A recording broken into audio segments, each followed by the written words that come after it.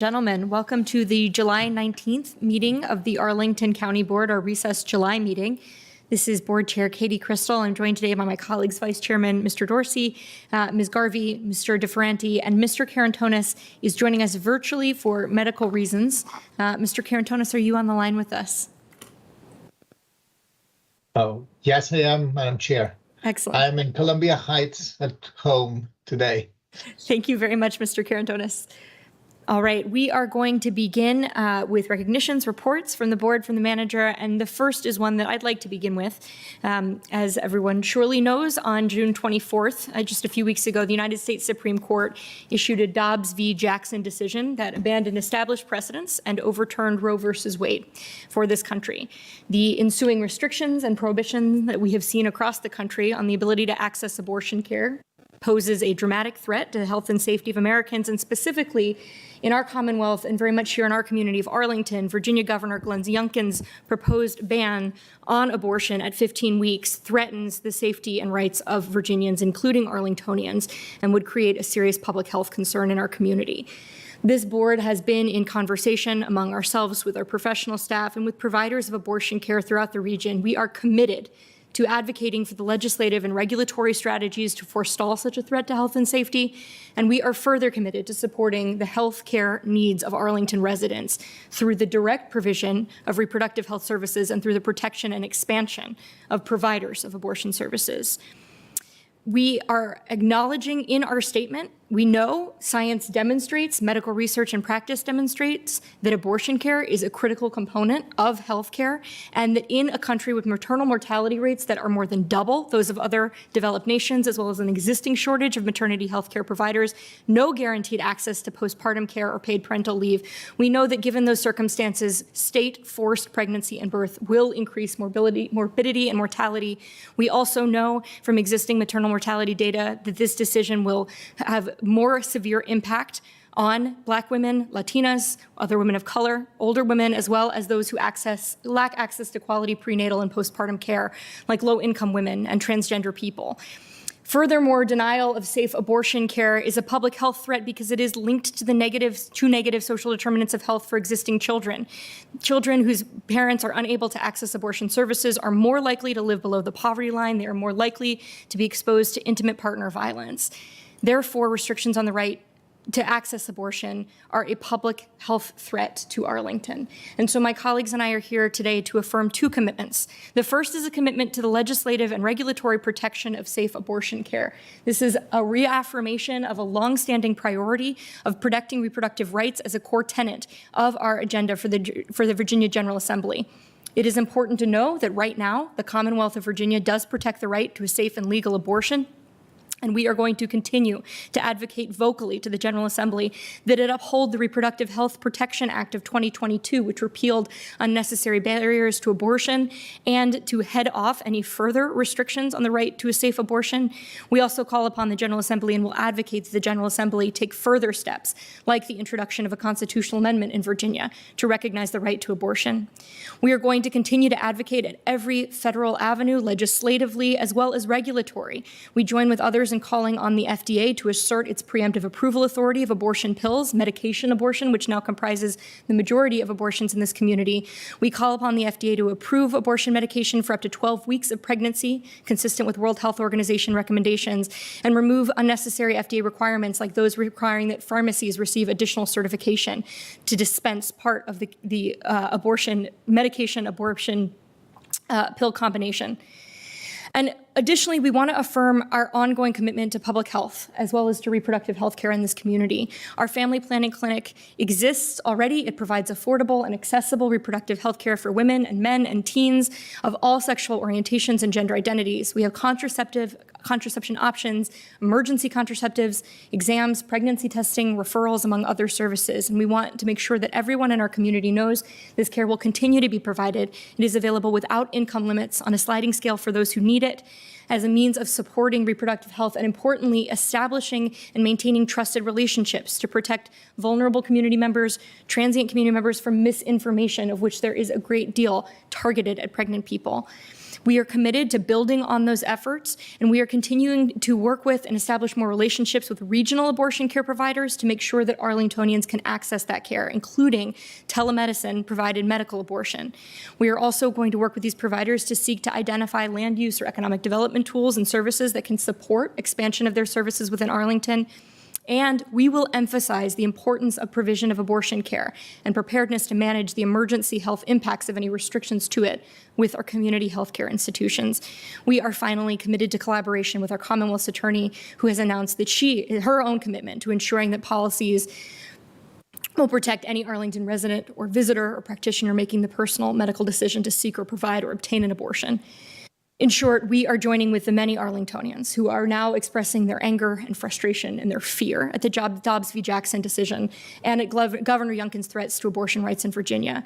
We are committed as this board to mitigating and preventing the public health crisis that these actions could precipitate, and we will advocate for the protection of the fundamental human right to bodily autonomy. Thank you very much for the opportunity to share these comments. I would now like to invite my colleagues, who I know have opinions on the matter as well, to make any further comments they wish to add today. Mr. DeFrenti? Thank you for the statement. I guess in the coverage, one of the descriptions that stood out to me is the decision seems fundamentally inhumane to me, and we will. Your statement reflects my views and the support and the consistency. We will advocate, and we will work for the reversal of this decision, because it is not consistent with valuing the health of more than half of our population. Thank you very much. Ms. Garvey? Oh, sure. Thank you. I've got a few notes here because this has a lot of time, a lot of experience, a lot of emotion, a lot of thoughts, so I'm trying to boil it down to be pretty short. So I came of age and grew up at a time when women were second-class citizens. I got all kinds of messages from society that I was less than the boys. Women couldn't get credit cards. There weren't women in public office, one or two, who were widows. There was one woman reporter, Nancy Dickerson, bless her heart. There was really no models. People would routinely, as I got older, I would hear people say, including my own grandfather, don't go to college, it's a waste of time. You're just going to be a mother and have children. College is a waste of time. And those were okay things to say then. And despite having grown up with that, I was part of a generation that came of age, and we started fighting for our rights. Lots of things went on. And it's part of the reason I think this will not stand, because this is now being inflicted on women who weren't brainwashed and raised like that. Women are trained to be, and raised to be people. That's what all feminism is the fact that is the idea that women are people. So I don't think it's going to stand for long. I think we are going to see new efforts to get around what are the newest forms of fugitive slave laws, and I'm going to be right there doing everything I can. We're going to set up our newer form of the Underground Railway, and I'm going to be happy to sort of help that, to help people in need stand and have their rights to bodily autonomy. That's what it is. I hope as we do this, and as I say, it's not going to stand. Slavery didn't stand. Women got voting rights. Prohibition didn't stand. These are things. Society does evolve. There are these times that push us back. I am convinced that it's not going to stand. But as we're working on this, one idea I want to get across to people is I hope we can be better about our language. So people who force women to be pregnant are not pro-life. People who are for giving guns to people who are too young, too inexperienced, too unhinged to have them, they are not pro-life. That's pro-death, if you ask me. People who do not support health care for all are not pro-life. People who do not support saving our planet and doing what we can for climate change, they are not pro-life. Nobody who holds any of those ideas, I don't care what they think about an embryo, what they say about an embryo, they are not pro-life. And we can't let them keep that term. We who are on the other side, people of goodwill, we need to start speaking really plainly about what is pro-life and what, frankly, in my view, is pro-death. So I'm hoping that actually we will end up stronger going through this, but it's going to be a very difficult time. I remember how it was before. It wasn't great. It's probably going to be even worse now and more difficult for a while, but we are determined to fight in any way we can. Thank you. Yeah. Ms. Garvey. Mr. Dorsey. Thank you, Madam Chair, and thank you, colleagues, for your expressions here.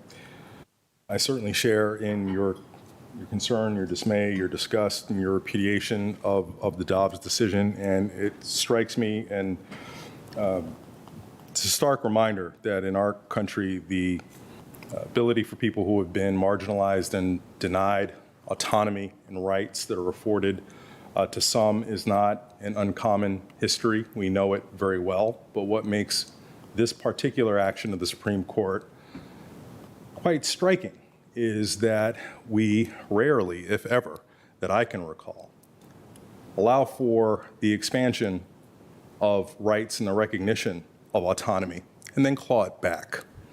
And that's what's so particularly galling. And when you think about what this means on the ground, it's essentially been left up to states to determine to what extent women are autonomous. That's a state decision to be made by legislatures and the political process in each of our 50 states. It's really hard to explain. It's really hard to understand how that works. I've actually had a very difficult time explaining it to my own children who don't get it. And the more and more I try to explain the general process and perspectives that are informed on all sides, the more I find myself with them, understanding that it just doesn't make any sense for a country that purports to be what we purport to be. But that notwithstanding, because these are decisions that are now left up to individual states, that may change from time to time in terms of their priorities and in terms of their leadership, there's an extreme pressure on local governments to actually make sure that the people that we represent, who are part of our communities, who have access to all of the best information and the best care. And that's why I'm very appreciative of this statement. It reaffirms what our priorities and principles are and makes very clear to those people who live in Arlington that we will support you in making the autonomous decisions that, even though our Supreme Court has decided you are not empowered to make, we will absolutely uphold your right to do so. Thanks. Thank you, Mr. Dorsey. Mr. Karantonis, did you have comments? Yes, just short, Madam Chair. Thank you so much for working on this statement and for stating what is most important right now to do for us. It is something that doesn't happen very often in modern democracies, to have a fundamental constitutional right removed by a body that has also removed several other protections in an amazing spree this last weeks of June. I don't have words to describe how disappointing, how infuriating this is, and I think that not only women in Arlington have felt that. They marched, they protested, they continue to protest and organize, and our job is to stand with them and to affirm that we stand with them with their reproductive rights, that we will do everything in our power to provide the care, to provide a safe place in Virginia, in Arlington, Virginia, for those who seek care to receive it as human beings and as those who have still the rights, despite the political statement and the political decision of the Supreme Court. I just want to invite everybody to read the dissent opinion to the Dobbs decision. It's a stern, very concerning text, and I rarely have read something that has moved me more than this. It's very easy to find. Just Google it and you will find it. Thank you so much for working on this. Thank you, Mr. Karantonis. I appreciate that very much. We are, to our chagrin, unable to take binding votes influencing this particular issue, so there is no vote before us. But I appreciate the opportunity to share a statement on behalf and to clarify, as Mr. Dorsey said, with our community, what they can expect of us during this time of disappointment and frustration. From there, moving on to a considerably more pedestrian issue, but one over which we do have full authority, which is to say the county board meeting procedures. I'm going to propose a mid-year, very modest amendment to our county board meeting procedure, specifically a change to our public comment rules. Certainly, we have seen an increased interest in public comment. We have also, unfortunately, seen a fair amount of effort to circumvent rules of public comment. And so currently, the rules state that the public comments or speakers may come in through a time when the last speaker is called. I think we've seen that lead to a little bit of disorganization in a way that is inconsistent with the level of organization with which we hope to run our meetings so that all Arlingtonians have an opportunity to participate. And so in order to give us a little bit more time to organize accordingly, to give our deputy clerk the opportunities to work with speakers as they sign up, to make them aware of our rules, I am proposing here an amendment to our 2022 meeting procedures that is as follows, which is that a speaker must complete a speaker slip either online or in person, identifying the subject of the public comment and submitting it to our clerk before 8:15 a.m. at the regular Saturday meeting. That replaces the current clause and rule, which is until the last speaker is called by the clerk. So we think this, I hope, let me pause. And this is a motion. I need a second before I continue to speak to it. Great. Thank you. That's been seconded by Mr. DeFerranti. So again, our aspiration is that this is completely in keeping with the spirit of our public comment rules, which again are for people to bring forward, Arlingtonians to bring forward topics that may not otherwise be on the county board's agenda, to allow for organization of that and for public views on different topics to be heard, and also ensure that we can get to the regular business of our Saturday agendas in time. Are there any questions about this proposed amendment? Oh, Mr. DeFerranti. No, I'll just say, in order to, I think this is a common sense way of creating that little extra bit of organization, just giving a little bit of time to our clerk and deputy clerks. So I think this is consistent with the rest of the rules and helps us fairly apply them. Thanks. Thank you. All right, unless there are further comments about it, I will call for a vote. All those in favor of this amendment to our 2022 draft meeting procedures, please say aye. Aye. Any opposed? Mr. Carantonis, let me make sure I've caught your vote. My vote was aye in the Thank you. affirmative. Excellent, thank you. Okay, that carries unanimously. We look forward to seeing everyone public comment again in September. Okay, moving next to appointments. I am going to move the following appointments. To the Commission on Aging, I move that we reappoint Juan Carlos Velasquez and Andrea Walker, both for terms ending July 31st of 2025. To the Commission on the Status of Women, reappoint Julia Tanner for a term ending July 31st of 2025. To the Community Services Board, appoint Bertram McGann for a term ending July 31st of 2025. To the Fiscal Affairs Advisory Committee, appoint Tony Weaver and Jaime Marquez for terms ending July 31st of 2024. To the Historical Affairs and Landmark Review Board, appoint Omari Davis for a term ending July 31st of 2026. To the Roslyn Bid Business Improvement District Board of Directors, reappoint Shannon Flanagan Watson and Patricia Darnell for terms ending June 30th of 2024. And to the Climate Change, Energy, and Environment Commission, reappoint Kevin Vincent for a term ending July 30th of 2024. That needs no second. I think we are ready for a vote. All those in favor of these appointments, please say aye. Aye. Any opposed? All right. Mr. Carantonis, did we have an aye vote? I voted aye. Perfect. Thank you so much. That carries unanimously. Our congratulations and our sincere thanks to those who will continue or begin serving our community in these important advisory capacities. We appreciate you. Okay, moving next to board member reports. Mr. Carantonis, I believe that we are beginning with you for a presentation about the Spotsylvania Solar Center. That's a happier subject actually than what we started with today.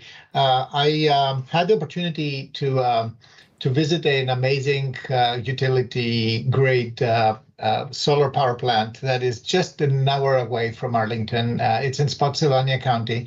And I wanted to talk a little bit about that because this was really a very impressive experience for me. I wanted to also to say why I was there. We have Arlington Economic Development a few weeks ago organized a series of visit tours for board members to many Arlington-based businesses. One of them is AES, a business that is in Rosslyn, an energy provider and an energy company. And one of the biggest projects of AES is what I'm going to talk about that. Please, next slide. So in Spotsylvania, yeah, in Spotsylvania County, as I said, about 60 miles from here, we have now the largest solar project in Virginia and the largest east of the Rockies, at least at this time. This is mostly energy for business-to-business supply. It produces 485 megawatts, and I will talk about what this means, starting with the fact that it removes 825,000 tons of CO2. Actually, I shouldn't say removes. It saves the emission of 825,000 tons of CO2, which is the offset capacity.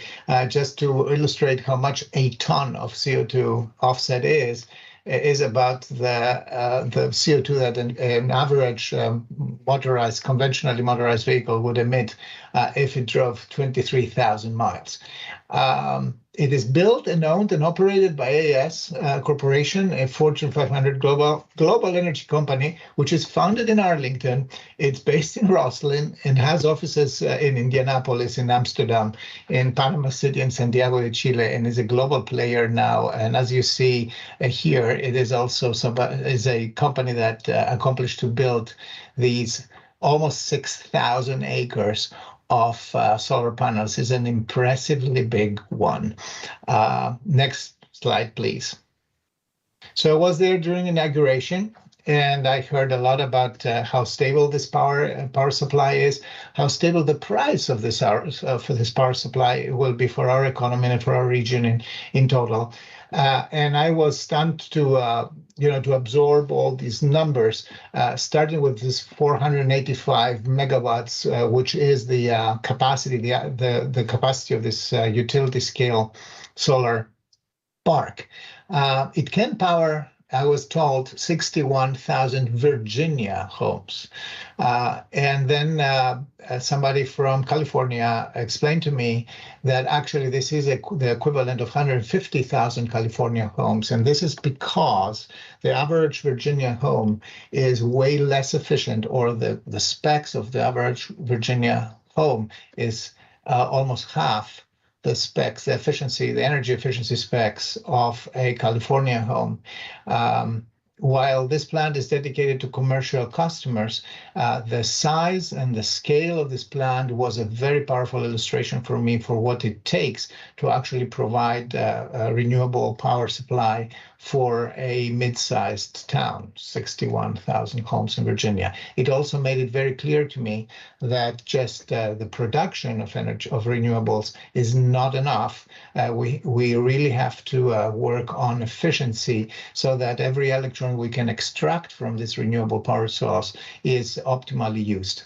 It needs about 5,200 acres of land. The land disturbance permit alone was about 2,800 acres. And it's still agriculturally usable land under conditions. You will see there's a sheep herd operation that uses the green and the pastures there.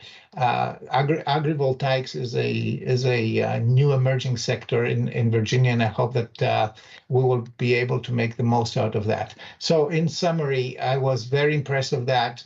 I know that about December we will be celebrating hopefully coming online of the solar plant, the solar park that will be powering significant percentage of our needs here in Arlington, our domestic and commercial needs. But this was for me a very powerful example of how much it takes, and that it is actually possible to have it here. Sometimes we associate solar farms with desert places, New Mexico, etc. This is actually here. It's in Virginia. It's just next door from Arlington.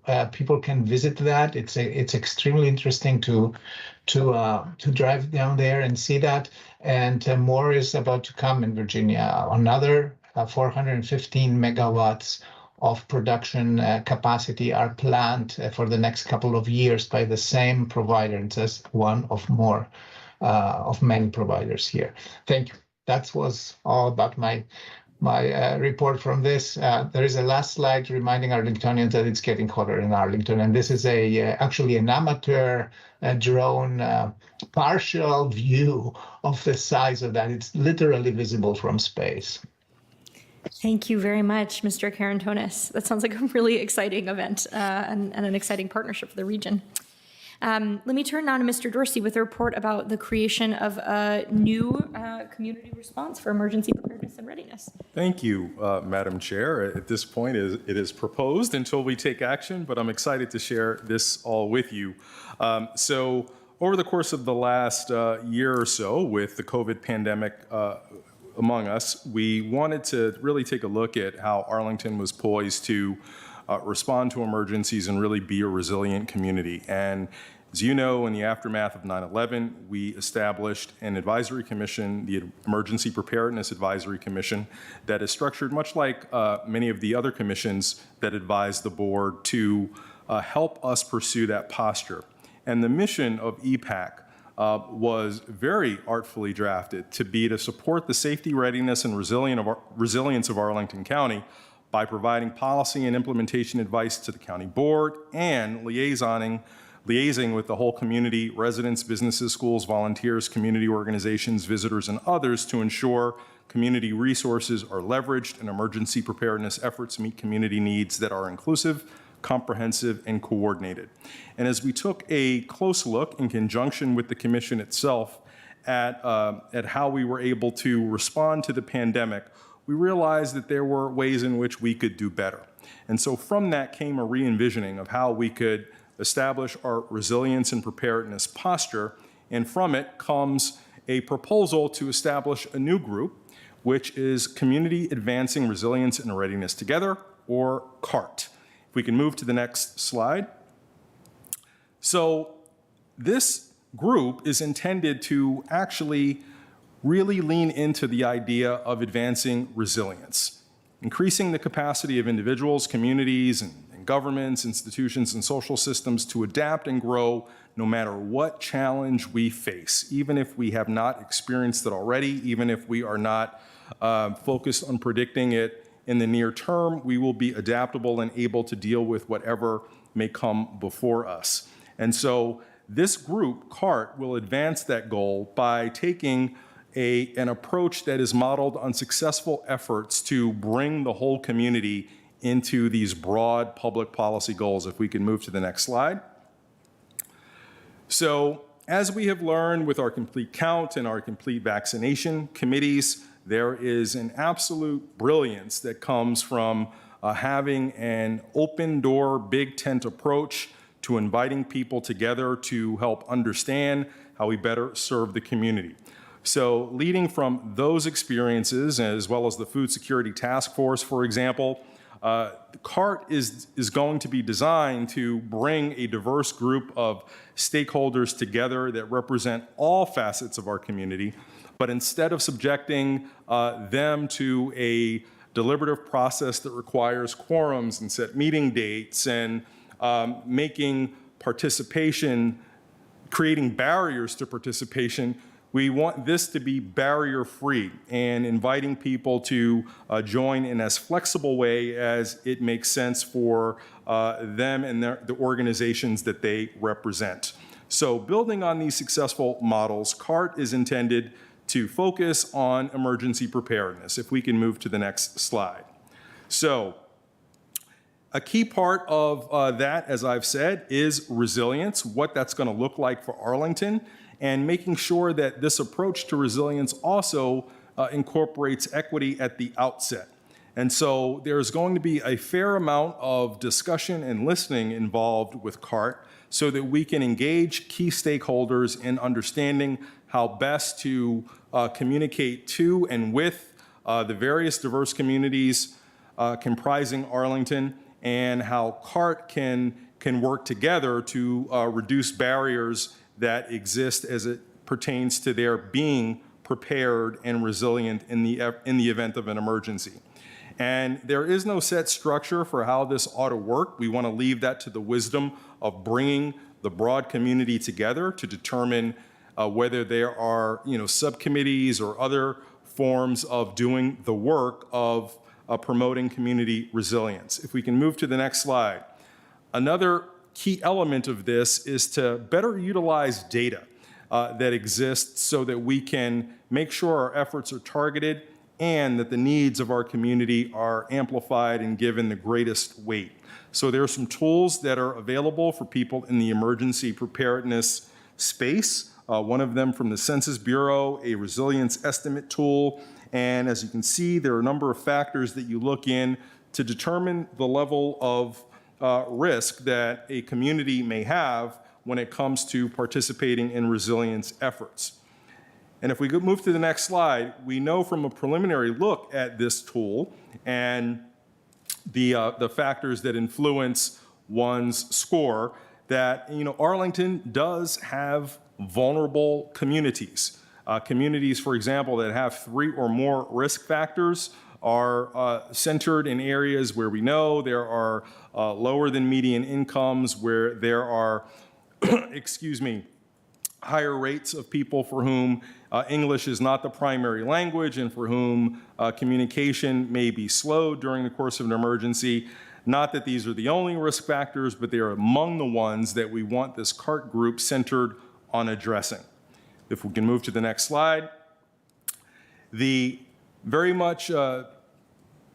model of what CART should be doing on an ongoing basis is really just increasing community participation and collaboration. So again, we are most apt to achieve that through a structure which does not have any barriers to participation and finds a way to direct people to areas that are most important to them, a no wrong door approach. Now, the general public is going to be invited to get involved with this effort when it kicks off. If we can move to the next slide, there will be a number of ways in which that will be promoted beginning in the early fall, so more to come on that. And if we can move to the next slide, at this point, what we envision in terms of the mechanics of this CART group is that it would be a county manager appointed body. It would include 30 to 35 stakeholders, but provide opportunities for the vast many more to be involved in some way, shape, or form. And these are all of the functional areas that we would expect CART to be focused on, but I am quite excited about this approach to preparedness and resilience involving our whole community and making sure that in the event of our next emergency or when the next emergency comes, we'll be better prepared to respond to it. Now, with all of this, the question comes, what do we do with our current Emergency Preparedness Advisory Commission? Because there are other components of its work that are not necessarily fundamentally addressed by the CART, namely policy and implementation advice to the board. So while that is not prescribed, that can certainly occur within the CART structure through subcommittees that group may establish. So we look forward to scoping that out once we invite people to participate in this effort. And so with that comes the need to dissolve the EPAC as we currently know it, but a couple of notes about that. Our Emergency Preparedness Advisory Commission was born during a time post 9/11 where communities were really new to this work. And we were coming off a traumatic event and knew that we needed to do better.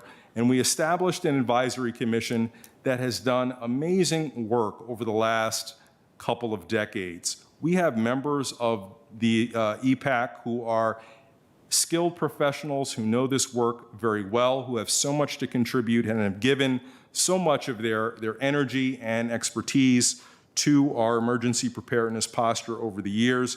We are very, very grateful.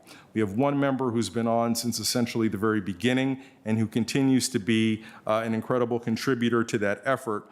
And for all of those people who serve on EPAC, there is a place for them within the CART. So I want to make clear that through this effort of dissolving the EPAC that I am about to move, we are not looking to lose that expertise. We're just looking to shift it into this new vehicle. And so I'd just like to publicly thank all of them for their work. They have given great advice in shaping this effort.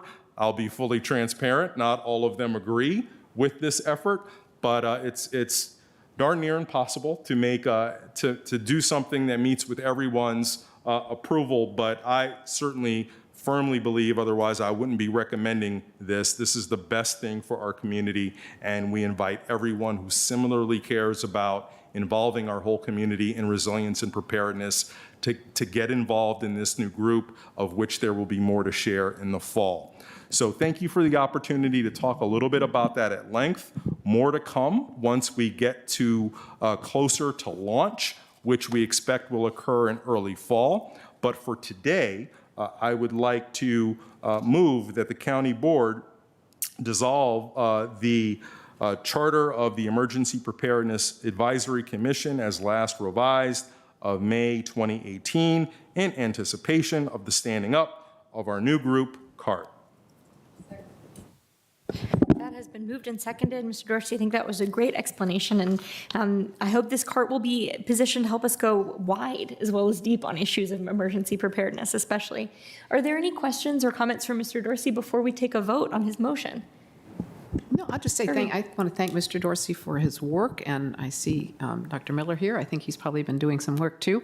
I've long thought that, as you put it, Madam Chair, we need to go wide and not just deep.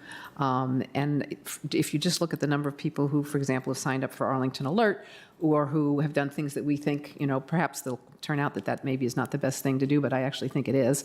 And we'll find a way to reach those folks. And I'm really pleased we're sort of pivoting and making some changes that I think are needed, and I appreciate it. Thank you. Excellent. Thank you so much. Mr. Carantonis. Thank you, Madam Chair. I have a question about that. First of all, I agree with the direction, as Mr. Dorsey has explained that. My question is, how do we, there is a body of a capital of knowledge, of understanding, of, resiliency, relevant skill that is now located in the EPAC.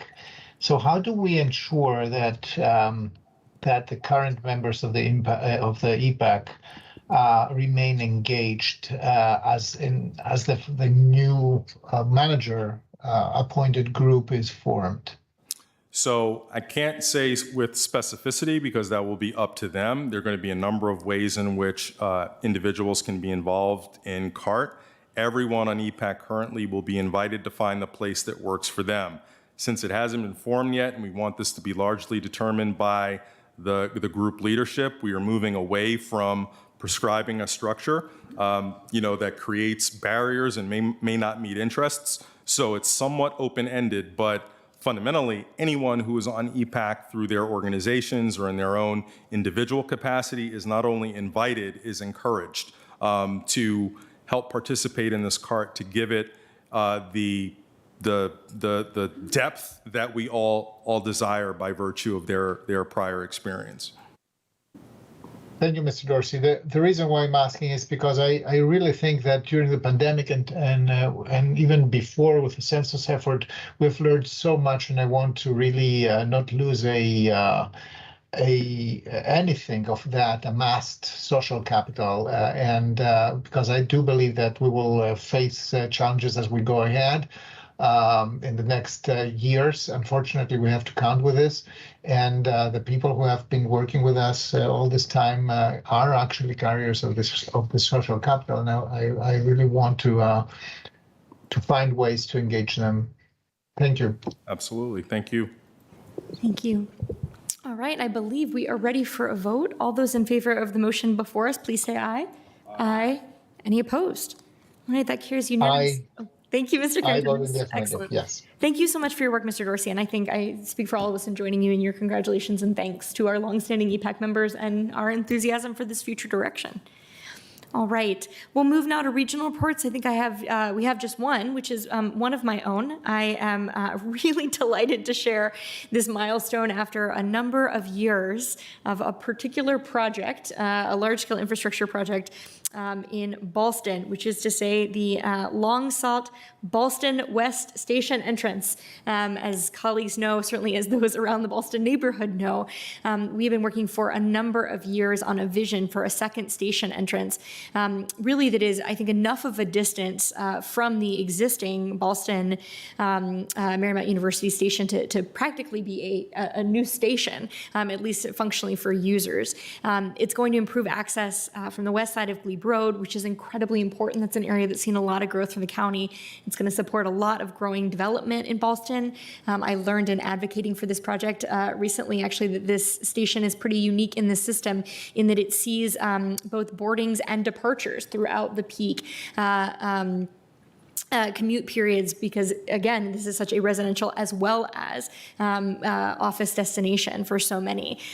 We are really excited about this project, and just this past week, we achieved 2 milestones. The Northern Virginia Transportation Commission awarded $4.5 million in commuter choice funding, and the Northern Virginia Transportation Authority approved $80 million as part of its 6-year program. That's one we've been advocating for a couple of years. So combined with local funds, the project is now fully funded. We are really looking forward to seeing this major infrastructure being realized for the Ballston community, and really, I think, for all of the region, since we know that the Ballston Metro stop provides a great point of connectivity for longer haul commuter buses. Very pleased to share this good news, and very grateful to our regional colleagues, both at NVTA and NVTC, for their support of this opportunity. Mr. DeFerranti. I'll economize, and I did not comment just on the last item, Mr. Dorsey. Thank you. That was a big body of work and really appreciate it. And similarly, this is a big body of work. Both of these pieces of work remind me that that in a lot of ways we're a team, and we different people take the initiative in different areas, and I'm grateful for both your work on it. Oh, well, thanks for saying so. All right, Mr. Dorsey. I'm just so thrilled to see this coming to the forefront. You know, Ballston is one of the densest areas in our entire region, and if we don't figure out a way to maximize the ability for all who are in that area to take advantage of transit and to encourage it, we're really just not going to be doing any good service to our regional priorities for not only mobility but also for climate change. So I am just thrilled to see that the support has been earned and won. I realize, Madam Chair, you have done so much with this, and Ms. Garvey and Mr. DeFerranti, your work with NVTC is all very much appreciated as well. It is, I know that it was never a given, and it was always tenuous, and I am just glad to know that our regional partners have come to understand the value of this for not just Arlington, but for our region. So thank you all. Either that or been pestered into submission by my refusing to give up on it. All right, Mr. Carantonis. Oh, nothing to add to Mr. Dorsey. Actually, he said everything I wanted to say. Just thank you to everybody. This is a long list of our elected officials, and you, Madam Chair, have been instrumental to pushing that over the finish line. This is an amazing accomplishment, not only for Arlington, for the region, as Mr. Dorsey said as well. It's also going to make the Ballston station a far safer metro station in the metro system. This was long overdue to improve the station, and I'm so happy to see it happening. Thank you so much for bringing up that point about emergency egress. Absolutely, and I'm glad you featured it. All right, are there any other regional reports that we've missed or board member reports? Okay, seeing none. Mr. Manager, I'm going to turn things over to you. I think you have quite a few items for us today, if that's right. I do, Madam Chair. Thank you to you and members of the board. I have 6 items. First, I'd like to spend a little bit of time on announcing today that as of August 15th, I'll be rescinding the local declaration of emergency established for COVID-19. The declaration has been an important tool offering flexibility needed to better serve our residents, businesses, and visitors, and it went into effect at 7 p.m. on March 13th, 2020, and when it ends next month, it will have been in effect for 885 days. So the added authorities under an emergency, such as the ability to alter procurement, budgeting, hiring, and some of our zoning rules, have served us well. However, as we have learned to cope with a pandemic that doesn't seem to ever want to go away, the need for those emergency authorities has dwindled. So during these past 29 months, we've been innovative and nimble in ways that we'd never really even conceived of back in March of 2020.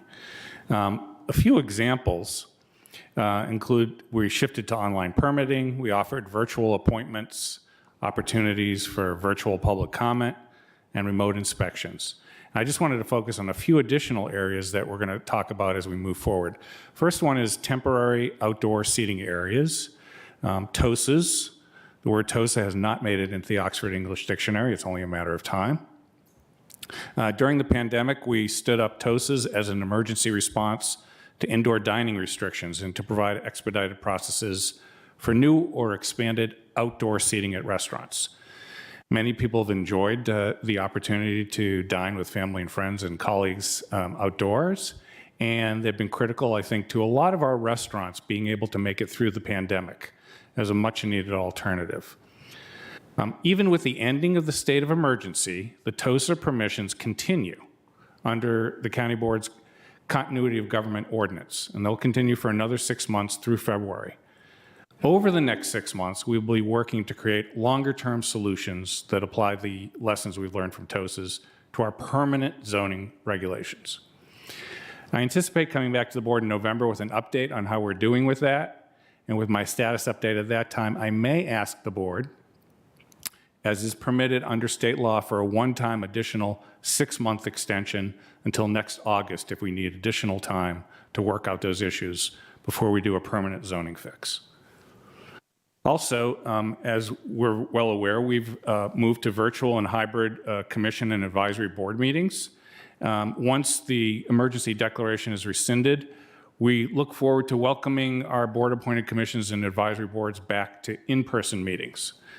The new Virginia electronics meeting policy, which goes into effect on September 1st, offers some additional flexibility, not as much as we had hoped for, but to allow virtual and hybrid meetings. As such, the new policy offers most of our commissions and advisory boards the option to conduct an all-virtual meeting 2 times or 25% of all their meetings annually. The policy also lays out rules for when individual commissioners may participate virtually, and we've been hard at work equipping many of our conference rooms and county facilities with technology to accommodate hybrid meetings. And this means we'll continue to offer the options for virtual public comment and virtual staff presentations. So I wanted to pause because I know you may have some questions on that, and I think there are some additional comments you wanted to make also. Thank you so much, Mr. Manager, and really appreciate your summarizing the implications for our commission chairs. I know our clerk and our team in the county board office has also been working closely with them. This came up for public comment on Saturday, and so I appreciate the opportunity to affirm from this dais again that actually the new meeting procedures ahead of them are not as far as we might hope, as the manager said, but indeed an expansion of those virtual and hybrid opportunities. And we really appreciate the work that I know crosses departments to equip a lot of our different meeting rooms to support that kind of hybrid engagement, both for the individual commissioners who may need to take advantage of the new state regulations allowing medical reasons, et cetera, to participate virtually, and also for the public. So one related point actually is that I do need to we need to amend our own meeting policies to reflect and incorporate the state regulations that have, again, since become a little more permissive. So why don't we do this, colleagues? I am going to open the floor for any discussion about commissions and changes to that while our clerk pulls up a slight change to our own virtual participation or electronic participation policy that we can amend now. Mr. DeFranti.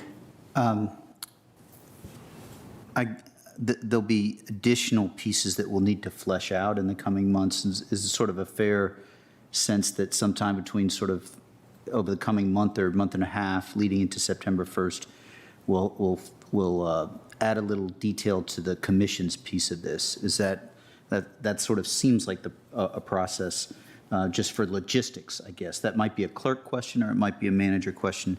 I also, I suppose it could be something that the board would opine on, but is that a fair guess? I guess it's for the clerk. It could be for the manager too.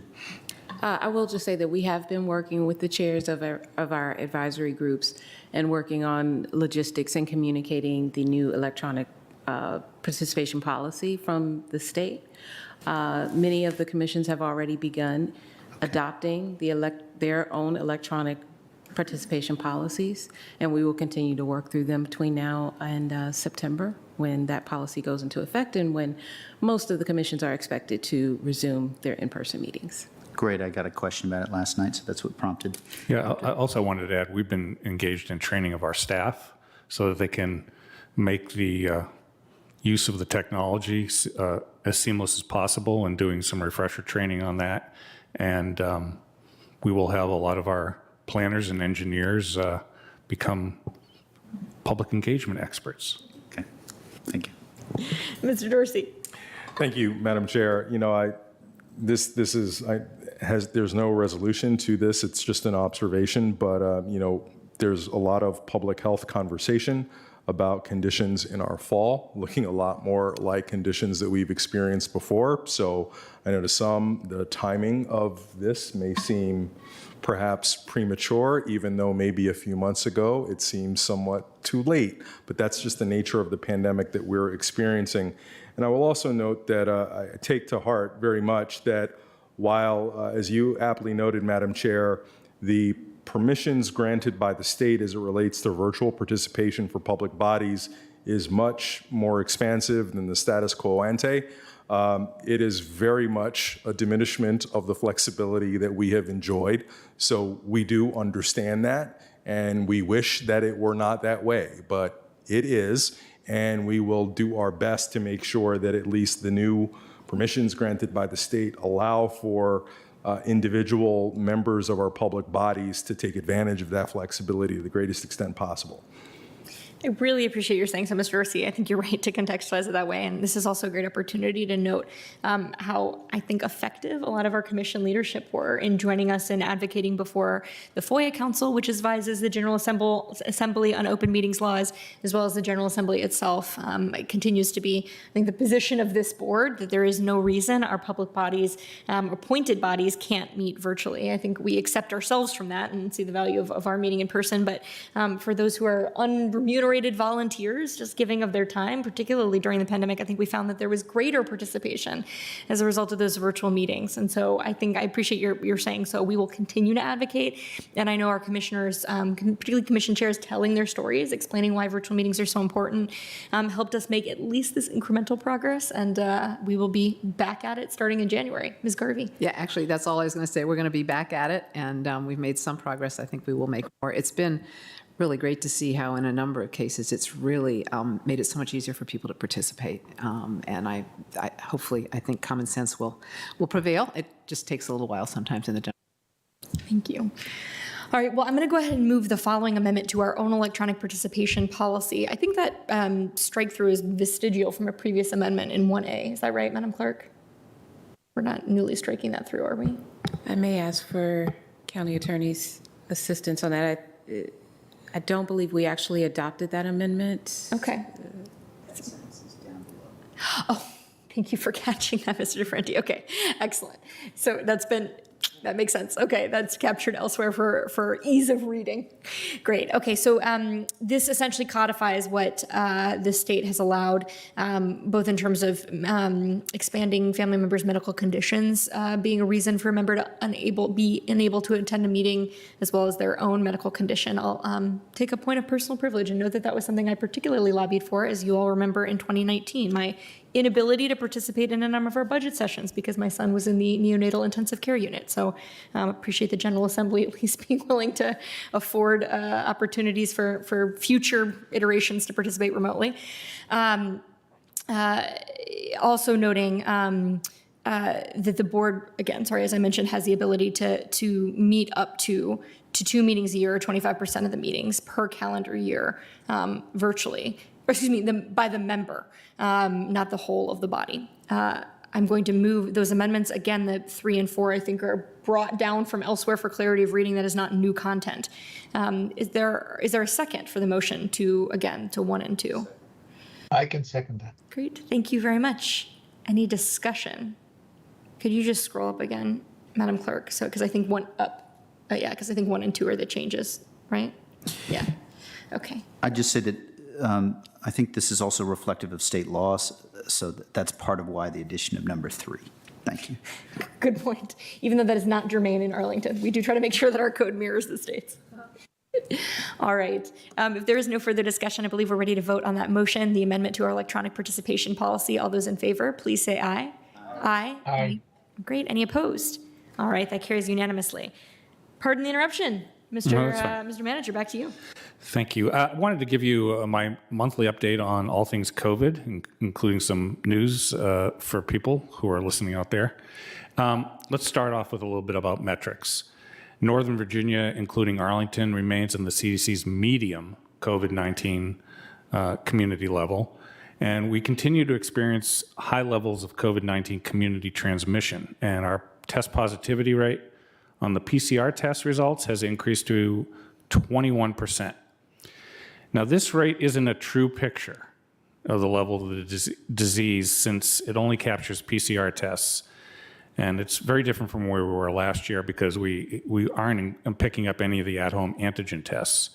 And so people seeking PCR testing may be more likely to have COVID-19 symptoms or want to confirm their at-home antigen test results. So that's the reason why the positivity rate may be a little bit higher there. The dominant circulating variant, as we've all been reading, is the Omicron BA.5 variant.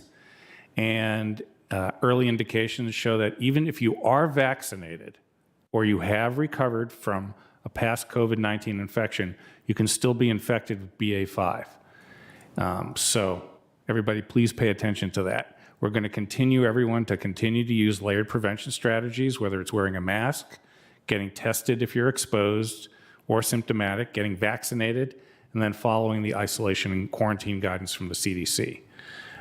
So these tools, even with BA.5 in front of us, are really working to prevent serious illness and keeping people out of the hospital, which is really what our main goal is. On vaccines and boosters, about 84% of our residents have at least one dose, 72% are fully vaccinated. 13% of eligible Arlington children under the age of 5 have received a first dose. That's 13%. We encourage everyone to stay up to date on their vaccines.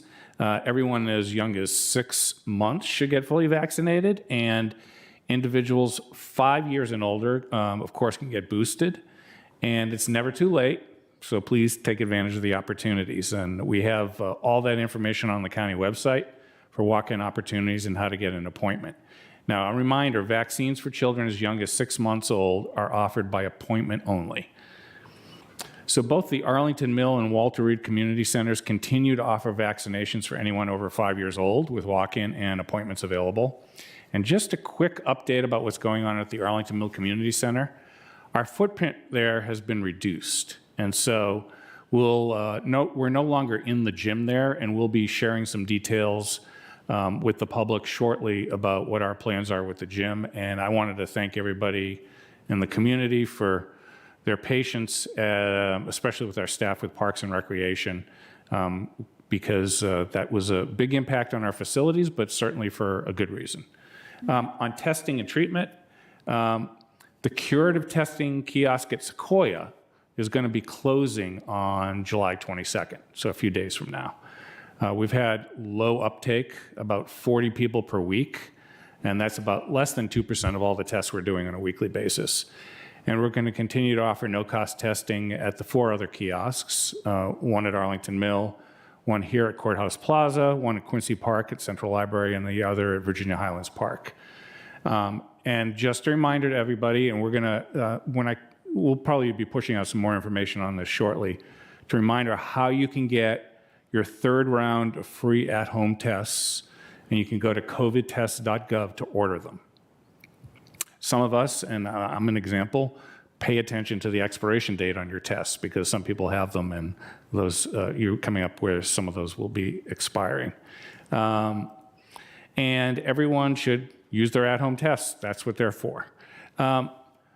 Lastly, and a little bit not COVID, but directly related to public health, I wanted to talk about monkeypox just briefly. We are monitoring, our public health staff is monitoring that, and as of July 18th, the Virginia Department of Health reports 47 confirmed cases in Virginia, with 37 of them in Northern Virginia. Our Public Health Division is coordinating with the Virginia Department of Health and local health care providers to test for potential cases and provide guidance on isolation and treatment. And also, we're reaching out to and monitoring the contacts of all positive cases. And I'm probably going to get this word wrong here, but Public Health is coordinating with VDH to obtain and administer doses of Jynneos, Jynneos. Do not ask me what it stands for, but it's a vaccine that helps protect against monkeypox. And the nation and Virginia's supply is pretty limited, and it's only being offered to residents at high risk of getting monkeypox who are likely exposed in the past 14 days. The vaccine is not an effective treatment for those who already have monkeypox.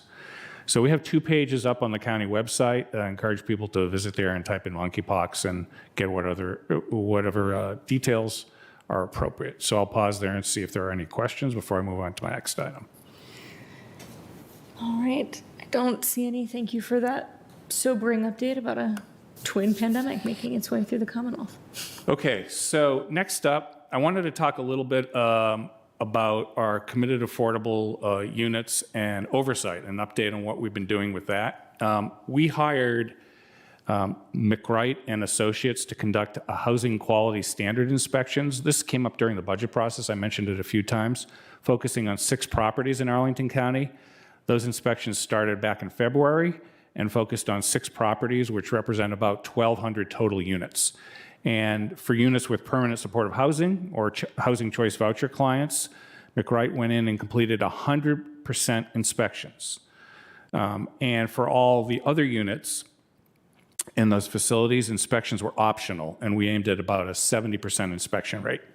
So in total, 878 rental units were inspected in February and March, and additional units were inspected by our Department of Human Services staff.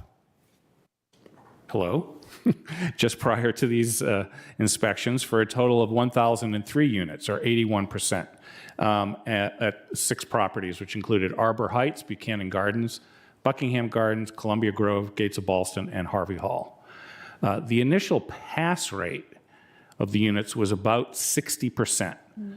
So deficiencies were found in about 40% of the units and were concentrated in kitchens and bathrooms. Most of the deficiencies were not deemed to be life and safety issues, and they included resident housekeeping concerns in some instances. So by early April, all the repairs were completed by property owners, and all the units were re-inspected to make sure they met requirements. So our housing staff continue to be interested in hearing from residents about any maintenance or other concerns they might have. And I'm going to encourage people to reach out to our staff directly. You've seen our housing director, Ann Venezia, here before. Marie Randall, our supervisor of compliance and asset management, can be reached directly. And the summary of our next steps that are coming up this fiscal year, as the board remembers, we've added a new FTE support compliance work and added funding for a third-party inspector. We continue our interdepartmental meetings, and we're partnering with Bugatti to conduct a survey of almost 500 CAF residents to learn more about way to improve our strategies. And we're also partnering with the Tenant Landlord Commission and the Housing Commission to talk about different recommendations for how to help with third-party conflict resolution, alternative dispute resolution resources. And a lot of this, in summaries, there's a very digestible and fairly reasonably sized and very informative report that's now on the county website under housing, under affordable housing. If you click on there, and there are a lot of details there. So that is my update on this, and I will pause to see if there are any questions. Thank you for that update. It's really helpful. It's hard to put ourselves back in the mindset of January, but I recall actually closing out last year, this being one of the top things really on our minds and agenda, trying to ensure that we followed up on the lessons learned from the experiences of the Serrano, and that we made sure that we were taking that to scale. Mr. Dorsey, did you want to add? I did just ask a question of the manager. So as part of this work, are we considering how we can, either through our loan agreements or future partnership contractual documents, get our partners to engage more in proactive maintenance to ensure that we're not always really relying on inspections to uncover issues? Yes, we are reliant on them to do that. Great. I, certainly am pleased to know that people are being very responsive to addressing issues that we uncover. That's a great thing. It's a better thing if they can reduce the number of issues in the first place that would not require someone to fail an inspection. Thank you. Mr. DeFranti. Thank you, Mr. Manager, for this. I'm really glad to hear it. The coordinator position and the third party, I would imagine it could be premature. So we've looked at 1,200 units. Is it a fair sort of anticipation that once the position has been hired for, there would be the remaining CAF units would be sort of where we would start and rotate through? That's our goal. We need to get that additional person on. We're also working with a third party. So yeah, we're going to follow up. The first 6, I hate to use the word pilot because there's a lot of things out there, but we learned some lessons there, and that will be our goal to finish up. Great, thank you. Mr. Karantonis. Thank you, Madam Chair. Thank you for the report. I have to say, yes, it throws us back a little bit. Oh, I'm sorry. To the 60, throws us to January a little bit, this conversation we had last year. Certainly a pass rate of 60% is not brilliant. But I see the effort here, and I see also the targeted approach to those the older properties with which would be typically challenged with maintenance issues. I have one question on the role of Bugatti and the scope of the 500 resident survey. What do we expect to receive from that survey? What is exactly the scope? Yeah, I think that the scope of that is to have more conversations with people, residents and CAFs, and find out more about their experiences and actually get their advice about how we might be able to improve some of our approaches and some of the approaches of the management of some of the facilities. We've been doing a lot of sort of inspecting. This will be a little bit more of listening and conversation. That's excellent. I think this is a very valuable resource. We have to listen to those who are living actually there, and there are eyes and ears when it comes to evaluate the quality of living and the quality of housing. I look really forward to hear what we will be learning from that process. Thank you. I could not agree more with Mr. Karantonis. I think that recognizing the expertise of our residents and neighbors living in aging CAF properties is really a fantastic lesson learned from the experience with the Serrano. I just want to commend certainly the team from DHS and also the team working under our housing director, Ms. Venezia, for frankly, I think the humility going into this work and the recognizing that there were a lot of areas that we wanted to improve as a county, as well as expecting higher standards out of our landlords. So I really appreciate it and appreciate the update. And Mr. Manager, to confirm, if residents are interested in kind of more back and forth conversation about the inspections, about work going forward, or the other partnerships you mentioned, the Housing Commission and Tenant Landlord Commission would be the venues for them to do that. Is that right? That is correct. Excellent. Thank you so much. Okay. Okay, so now I'm going to invite Anita Friedman and Brooke Hammond Perez to approach the dock. And they're here to give us an update and a presentation on eviction prevention and a little bit of an update of what's been going on the last couple of years and some proposals about changing the eligibility criteria. So I'm going to turn it over to the esteemed Anita Friedman. Thank you, Mr. Manager, and good afternoon, members of the County Board. This is Brooke Hammond Perez, who's the Director of the Economic Independence Division, and she will lead off our update about the status of our eviction prevention program and future directions. Thank you, Anita. Next slide. So historically, in the Economic Independence Division, we have had an eviction prevention program in place, actually since 1975, apparently, where usually we've been spending about $900,000 a year to keep vulnerable and low-income Arlington residents housed during crisis-type situations, usually one-off situations where they haven't been able to pay their rent because maybe they had a large unexpected medical expense, or we've paid to keep their utilities on, especially in the winter and summer months, or we've provided them with transportation assistance, so on and so forth, so they can continue to go to work and keep their jobs. So our eviction prevention has been administered locally through DHS and also through our nonprofit partner, Arlington Thrive. And as I mentioned, we've been spending about $900,000.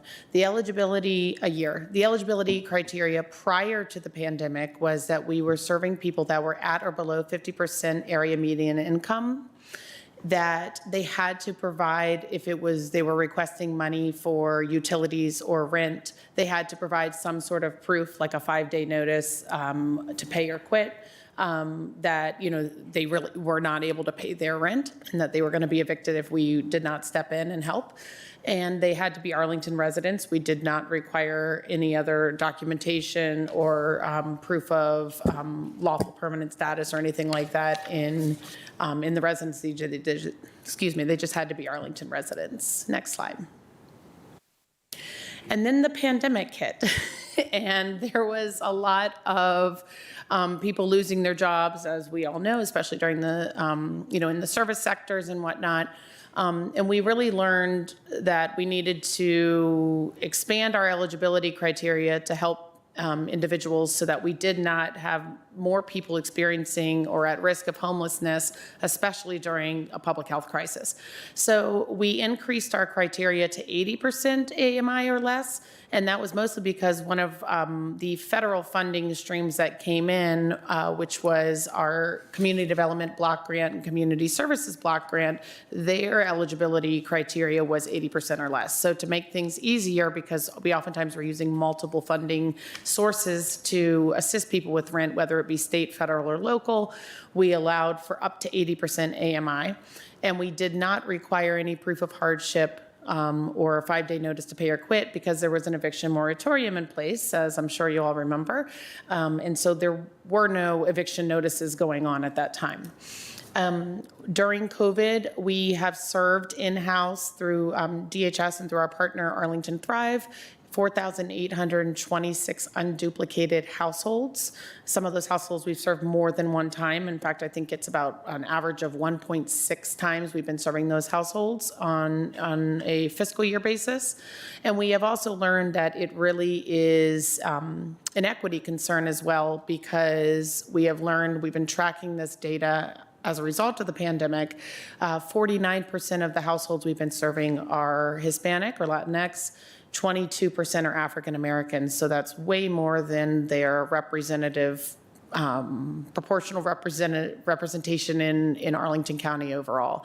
In-house, so by Arlington Department of Human Services and Arlington Thrive, from FY20 to date, we have spent close to $13 million. And I want to reiterate that that is federal, state, and local funds, so not all local funds.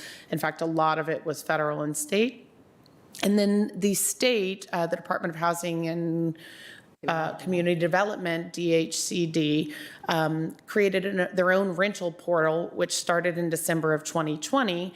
If you remember, the Rent and Mortgage Relief Program, RMRP, is how it started, and then they rolled into using ERA funds, ERA 1.0, ERA 2.0. There's so many different funds.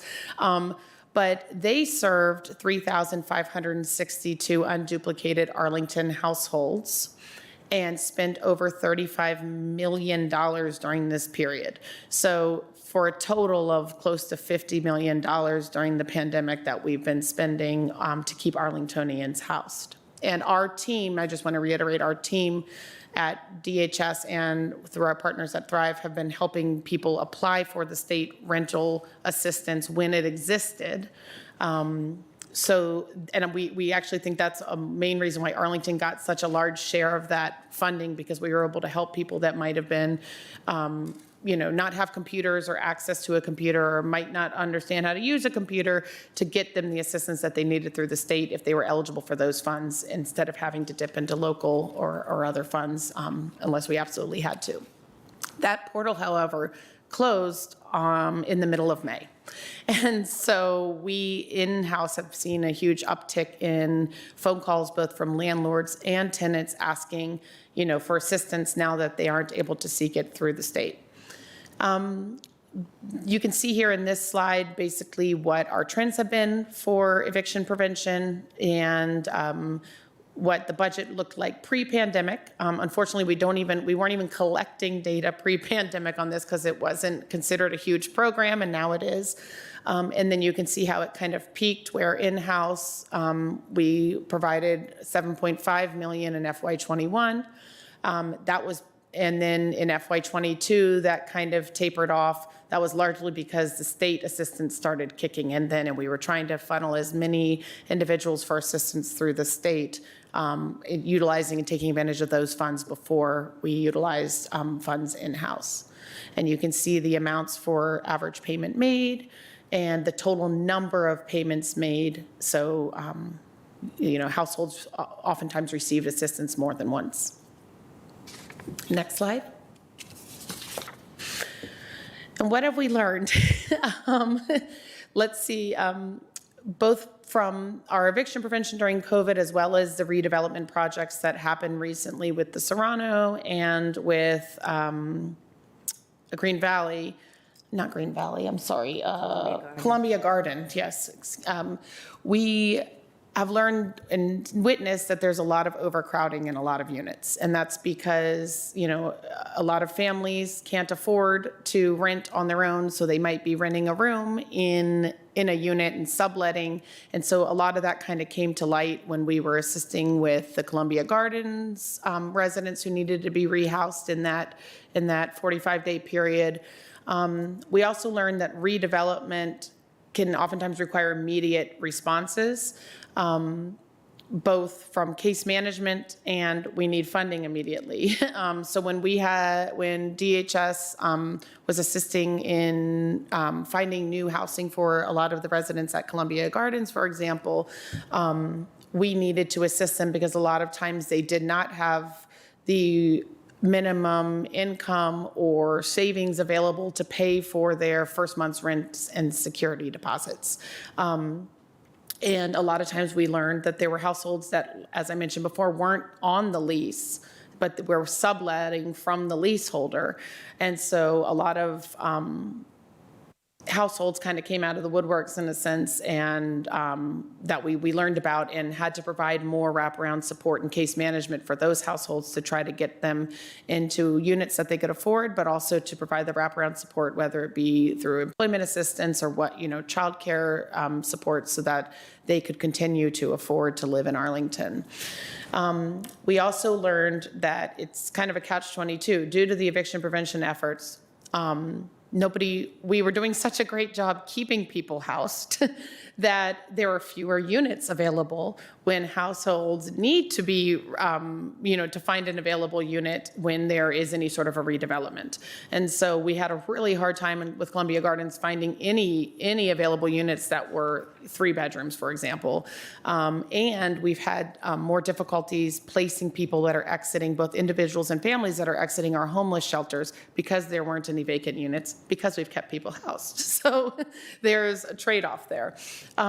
We've also learned that not having lawful presence in the United States, as we know, pose an additional barrier to securing a lease, and because they oftentimes don't have any sort of proof of income, they're getting paid under the table, and to securing meaningful, gainful employment. And so we've had to respond and be able to serve our undocumented residents by providing more wraparound support for them so that they can continue to live in Arlington. And as I've mentioned before, we've learned that there is both demographic and equity issues at play. BIPOC residents were hit the hardest and needed the most assistance during the pandemic. And as it should be no surprise, about 47% of the households we served were in the 22204 zip code. And We're working on a housing grant study this summer and into the fall. And we are looking at, because historically our housing grants program, which is a locally funded program, we had gotten guidance that we had to prorate those households that had mixed immigration status. We are going to be reviewing this as part of the housing grant study that's already underway to see if there's anything we can do, because that would be, since they are not eligible for permanent supportive housing or housing choice voucher, it would be, a huge, there's a gap there of undocumented households not being able to access housing subsidies and affordable housing as a result. So we will be looking into that in the upcoming housing grant study report. And I'll turn it over to Anita. Thank you, Brooke. I think the big question here is, after spending $50 million to keep everyone housed during eviction prevention, who have we kept from becoming homeless, and how does that then intersect with the housing grants program? Because an eviction prevention program really should be people facing eviction because they're being removed from their household for lack of payment. Sometimes it's for lack of tenancy, but we're dealing with the lack of good tenancy. But here we're dealing with lack of payment. And our eviction prevention program during COVID may have morphed into more of a housing grants for everyone under the sun program. I'm saying that here in the public, Mr. Manager, because we were so generous and open with our criteria, right? And so when you are so generous and open with the criteria, there can be people who are the ones subletting, who don't really have an avenue for a permanent rental subsidy, who are then relying on the eviction prevention program to sustain themselves. So we have to really do a deep dive into this analysis, and because the county does have a large number of housing assistance programs, and you can see here we've just listed them for you. I totaled about $73 million ongoing. And in terms of rental subsidies alone, we have housing grants, permanent supportive housing, which also has the wraparound, and then the federally funded housing choice voucher. But these housing grants programs do require Arlington residency with legal presence, is how it's defined, right? It's not as strict as, we don't ask for U.S. citizenship, but some legal presence in the United States. And also there are 3 categories, right? As you remember, 65 years or older, totally and permanently disabled, or working families with at least 1 child under the age of 18. And we can prorate the grants, and we do prorate the grants if there's a mixed status household. But we have to dig deeper into the issue of those who were served under eviction prevention funding who don't meet these housing grants criteria, and what do we do about that? And that's really a policy issue, because they may not have legal status. Compared to other jurisdictions, next slide. Next slide. Thank you. We are really, at the top in terms of having more assistance than any other jurisdiction. I mean, there is no local assistance ongoing programs of the scale of housing grants in the neighboring jurisdictions. We also looked into Maryland, they're not there. They also, during the pandemic, they did not have the kind of eviction prevention programs that we'd had. Alexandria maybe came the closest with one that had 3 times of assistance at $500 each time at the beginning of the pandemic. And I just want to note here, this has a benefit, not just for, obviously, what we did was to benefit the household so that they could remain here safely and not have to move during the pandemic, but we also helped a lot of landlords. So you got to think of it that way. Landlords are businesses, so in some sense, it's sort of like a business business assistance program from that angle. Next slide. So we believe that the eviction prevention program moving forward should come back to being an eviction prevention program, and to find and identify through the housing rent study alternative proposals and methods to address the ongoing needs of very low-income, undocumented households. That will be subject, of course, to a lot of discussion and obviously the board approval. But we would like to start moving our eviction prevention program back into eviction prevention mode, and to do it slowly in a phased approach, so that people have a lot of advance notice. First, we want to reduce the income eligibility back from 80% back to 50%. Mind you, 80% these days of area median income is about $90,000 per year for a family of four, because the AMI right now I think is at 129,000, something like that, and 50% is around 60,000. So we are proposing to do this. The manager has agreed that this is a good idea. In September 30th would be the cutoff for this, and we would start notifying people now, of course, and then 3 months later, we would reinstate the proof of loss of income documentation, which really does show that a person is indeed facing eviction. So once again, that's the eligibility criteria, and we propose also putting a spending cap per household at the amount of $7,000 in a given fiscal year, which is still quite generous, because it would involve, if the average eviction prevention payment in the past was somewhere around 1.5 or 1.6, that still allows someone to apply 3 or 4 times in a given fiscal year. There could be exceptions if there's some extraordinary case that we would have to review, and the Economic Independence Division Director would have the ability to grant that exception. We will need to do this still a little additional money in FY23, because as Brooke mentioned, our budget is really typically at 1-point-something million. So if we want to phase it out slowly, we need probably about $2 million to get through fiscal year 23. And we will require some additional FTE support. And I just want to say a little bit more about that, and you can go to the next slide. It requires a lot of people power to work with these households. I know we talk about, CPHG, and we work very closely with Ann Venezia and Bugada under Saul Reyes. It requires a lot of people power to rehouse low-income, undocumented households, because literacy levels are typically low. People are not used to our system and how to navigate the complexities of applying and obtaining housing, where there are long lists of folks who are awaiting affordable units. There are specific needs, including schooling and where people want to live and where their children are comfortable going to school. So the way we have done this during eviction prevention time is with temporary staff, right? Because can you imagine how many people it takes to funnel $50 million, through the pipeline?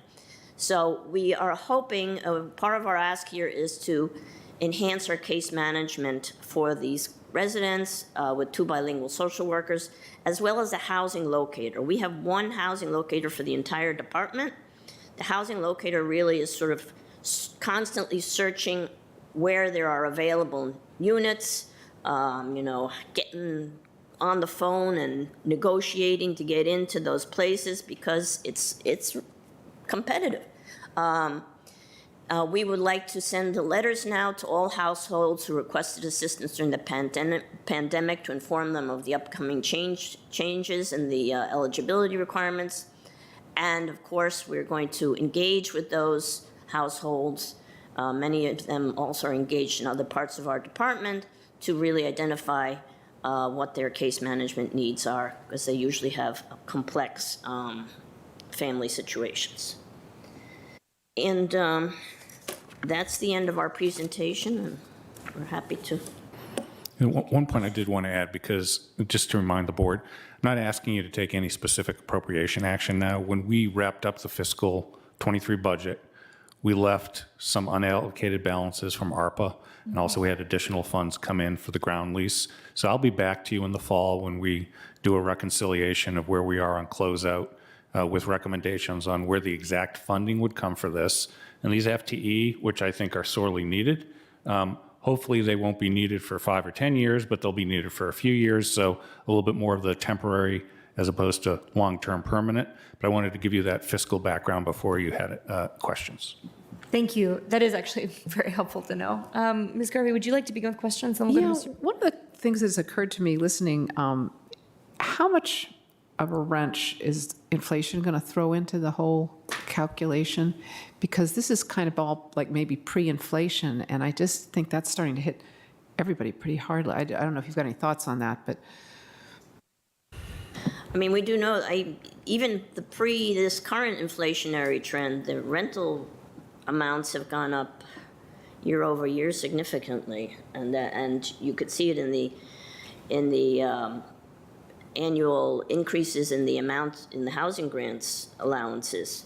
I don't have the data off the top of my head, but there will be an impact from that. Yeah. Yeah, that and cost of food and people just trying to survive. Yep. So yeah, tipping them over. Yeah, I don't think I have any helpful comments or questions at this point. It's a concern. Yeah.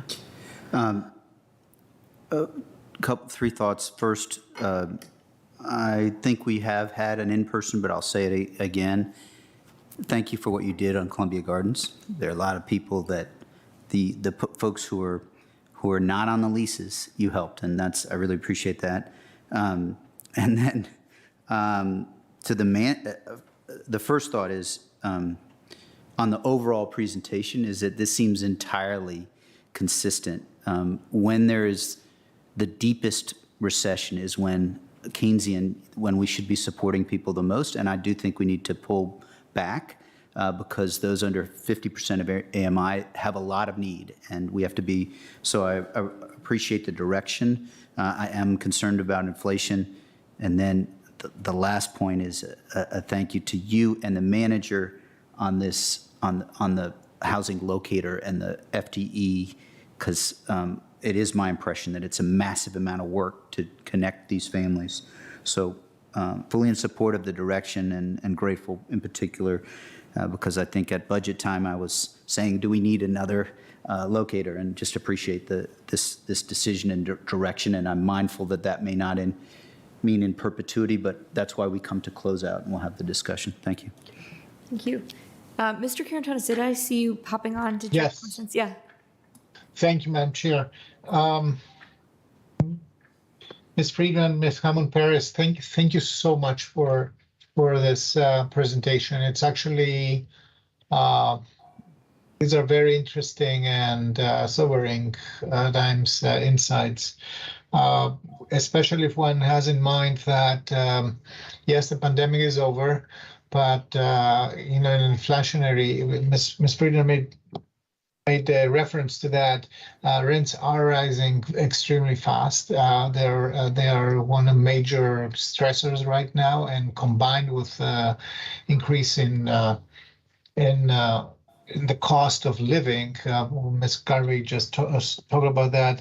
It's giving me a lot of pause, especially when I consider one of your key remarks that said, well, the undocumented or mixed households have been challenged the most, and they are also the most difficult to support given the legal framework for our other support instruments, housing grants, etc. So within the framework of what you propose, what are some elements of specific focus on these specially challenged households who are not doing very well right now, even if they have found jobs again, because their unemployment rate is lower? Oh, Sorry.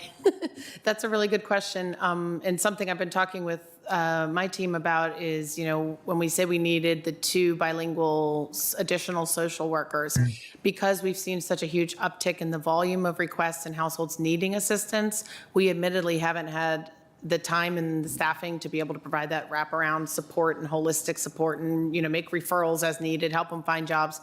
And so we're actually hoping to have those 2 social workers be more outreach oriented and get out and about in the different CAFs and in the communities, talking to those families, not just obviously the undocumented ones, but, they ultimately might be the ones that we spend a lot more time working with.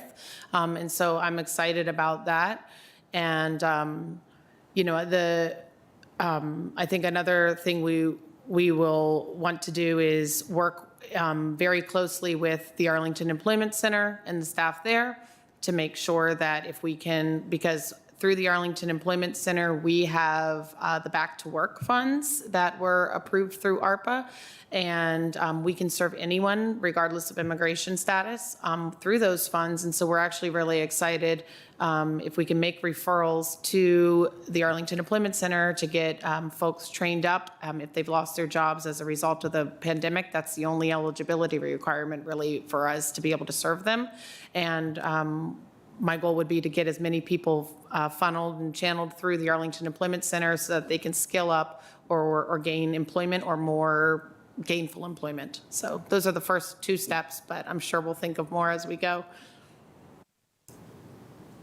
Thank you, Ms. Hammond-Perez. I really find it extremely, frustrating, not with you, but the fact that undocumented households have so many obstacles to access help and to access support. This is not, to be clear, and for everybody who is listening in right now, this is not some sort of charity. This is basic economic development support for those Arlingtonians who need it the most, but also who contribute a lot to Arlington's economy every day.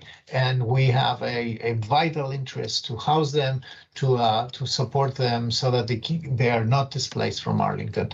And I find it really frustrating to be hitting on the immigration status requirements of several programs again and again and again. I'm happy to hear that there are some solutions, but I see that we need a lot more men and women power to deal with them and to find the ways to support these households. And I couldn't be more thankful for you for everything you have done with Columbia Gardens. That was actually an amazing display of readiness to tackle a very tough task. Thank you. Thank you. To stay on that theme, just a question of my own. So this issue of Arlingtonians without legal status not being eligible for housing grants. So I could have sworn I had confirmed that many times over the years. I know I've been telling community members that housing grants does not require legal status in the United States. So perhaps the distinction that I had missed was it doesn't require citizenship. But I am a little disappointed and concerned to hear that. I think I'm glad that's bound up in the housing grant study. I will say for my part, and I suspect this is true of my colleagues, if there's an opportunity to move even faster on that, changing that eligibility requirement so that we can not have to turn away families that don't have some sort of legal status while we are figuring out holistically how to change the program, I would love the opportunity to give direction to support that if it's feasible. What is happening now for folks who do come forward? Because Ms. Freeman, you were talking about, right? I know our caseworkers are providing support to families who don't have legal status. What is happening when folks come forward? Are they channeled to emergency assistance as kind of their only option, or?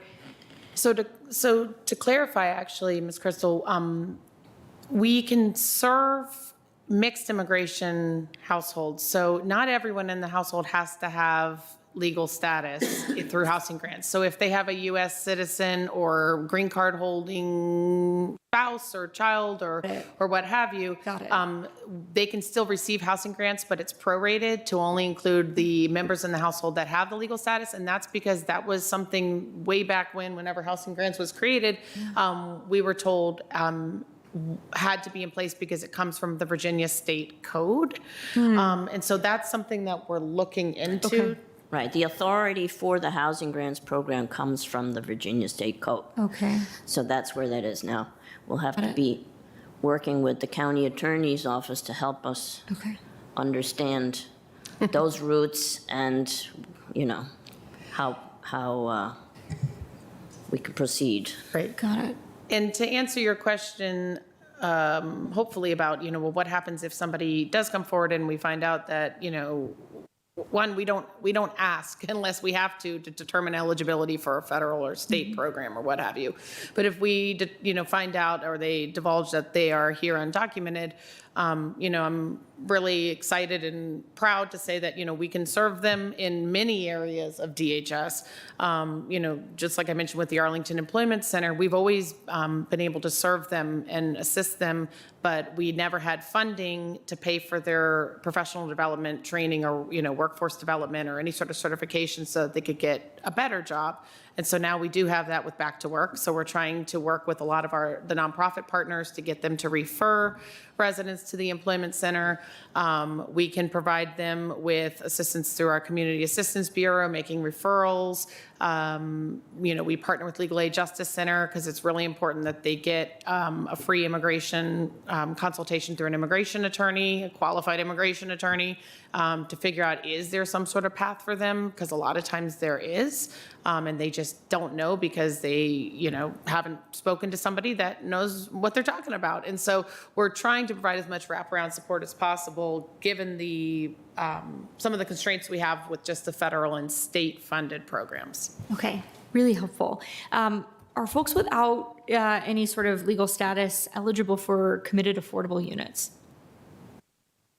For tenancy in committed affordable units? Do you know? Yeah, I mean, well, if they had housing. It's fine to follow up on that. I don't know. I'm not trying to Get stump back you. to. Okay, I can follow up on that one. Yeah. It would help me, I think, for clarity of communication, but that's really useful. And again, I mean, I'm glad to hear that effort is underway with the county attorney's office to ascertain, you know, again, if it's something within our power to effectuate a change, I think we'd really welcome the opportunity to do it. You know, I'll just join my colleagues in thanking you all for not only the excellent work throughout the pandemic, but this thinking. It's, to me, feels very appropriate, actually, that it would follow on the manager's conversation about some of the changes with the winding down of the emergency order, right? As we shift from, you know, things that we did in emergency status, whether that be temporary outdoor seating or entirely virtual meetings, you know, we can't operate under an emergency forever, and we have to figure out ways to keep meeting those needs in a more sustainable fashion, whether that's amending ordinances to allow for, you know, outdoor seating or, you know, in this case, really importantly, figuring out how to serve our neighbors in a more sustainable, ongoing way through more appropriate programs. And I particularly appreciated, Ms. Hammond-Perez, your points about connections to the Arlington Employment Center and others, because that starts to get to root causes, which is even better, right? I'll signal for my part, I know we've talked about this too, thinking about those new FTE, it makes a lot of sense as we're trying to get people into more sustainable forms. That's going to require a ton of casework. And so I think you all are absolutely right to identify that opportunity and need, and appreciate the manager's point about this sort of nature of funding. I also hope as we think about the long-term role, we can consider whether this is an area for partnership with community-based organizations. And we've talked about that, right? Whether that's an in-kind support we provide in the form of, you know, maybe a organizationally based, kind of grassroots-based caseworker. But I think we've definitely found, and we've experienced this with Bugatti, I think, on the tenant outreach, you know, there's a lot of trust a lot of times that our community-based organizations have with more vulnerable members of our community. And if there are ways that we can support them in growing their efforts while we meet the casework needs of our more vulnerable populations, I think that would be all for the good. So knowing that we're thinking maybe on a time horizon of 3 to 4 years for these positions, you know, thinking about their evolution, I'd love to see that in any event. But I, again, join my colleagues in thanks for the sheer amount of work, as you noted, Ms. Friedman, of getting $50 million out the door to keep Arlingtonians housed. All right. So, yeah, before Anita and Brooke leave, first of all, I wanted to thank Anita and the Department of Human Services. I really, and I'm going to embarrass you, Brooke, I really wanted to thank you. And I'm going to use words, you're one of my heroes. I really mean that. And I think that people don't understand whether it's day or night. You're doing person by person, going out, reaching and changing people's lives. And people need to understand sometimes the voices we hear in this room are talking about complaining about things that aren't happening, but you are out there every day. And not only that, you put up with me, which I appreciate, because you know I give you a hard time on occasion, even though you accused me of breaking your ankle the first time I met you. I just think that you're just phenomenal. And if people could hear the stories of the things that you do, they would just, their faith would be renewed. So thank you so much, Brooke. Hold on, I gotta turn this back on. Thank you. You're making me blush, but I honestly could not do it without my team. Heather Venner is a rock star. If you've worked with her, she is really the one that led all of the Columbia Gardens and Serrano response and all of her team. And I'm just very fortunate to work with such a wonderful staff that is so committed to helping people. So thank you. Thank you. Okay, so two quick items, but I see we're joined by the sheriff here. I just wanted to let you know, we've had a number of conversations. I have had the opportunity to have a conversation with the sheriff about the conditions at the detention center and the consequences of some of the staffing challenges. So worked with the board and with the sheriff, and we've been able to identify a little bit over $1 million in one-time funding for retention bonuses for the sheriff, and they'll be allocated again, as I mentioned, as part of closeout when we come back in the fall. And these funds would be used to alleviate some of the pressures faced by the sheriff. And the current plan, is my understanding, they'll be used to provide $4,500 gross bonuses to staff hired before July of 2019, excluding a few people in the senior management ranks. It's a short-term solution. We'll continue to have conversations, but I just wanted to make sure that people in the community knew that we were taking that step. Thank you, Mr. Manager. And if there are opportunities for questions, just to clarify, you mentioned allocated as part of closeout. This is not funds that can be allocated sooner, right? No. The funds are available right now, and the money will be flowing as we speak. And it's just we will identify the specific fund source. It's likely to be out of that one-time source of funds that I mentioned, but I'm not asking you to take an appropriation action. We actually, so people think that we're being a little bit cavalier about it. We're in the first month of the fiscal year, and so the question is not having the money. The question is tagging it appropriately, and we will be back, and we're paying close attention to how we're accounting for that. Thank you very much. Well, I'm glad we can do that, and I really appreciate the sheriff's approaching us with the opportunity to support what I know has been a really challenging set of dynamics. We appreciate very much the deputies who have stayed with us and continue to make their careers in Arlington, and hope that this is at least an interim step that we can be partnering and taking in showing that value as they continue to do really important work on behalf of not only the sheriff's office, but the individuals, the men and women who are remanded to the care of the department. So colleagues, Mr. DeFrenti? Thanks to the manager, as well as to you, Madam Chair, for the work on this, and to the sheriff. I'm mindful of the importance of valuing employees, and I think it's worth just calling out. Thank you to the deputy right here who helped us on Saturday, and I'm mindful of all the work that you're doing to care for those in your care. Thanks very much. Excellent. All right. Well, I know you do this with the support of the board, so we appreciate the update, Mr. Manager. Last thing, very quickly, 30 seconds. Just wanted to update people. We've continued getting a lot of calls. I'm one of the people who lives in a residential permit parking area. July 1 was the deadline. We've extended that deadline to August 1st. I want people to rest assured if they haven't received their permit, we've had some, the challenges internally we've taken care of. Working with our outside vendor has been a real challenge. So people should not be worried about our enforcing their lack of having a sticker. And if you go to the county website, there's more information there. I just wanted to make sure I made that announcement. And with that, I will end my report for July. Thank you. Thank you, Mr. Manager. I know that has been a pain point for many in our community, so knowing that enforcement is not about to begin imminently until we can get those issues resolved, I think is an important message to share. All right, we have now a notice of claim presentation. We welcome McDonald Landscape, Inc., represented by their attorneys with Asmar, Shore, and McKenna. I imagine your attorneys will be the ones coming forward to present to us today, and we are here to listen and hear that presentation accordingly.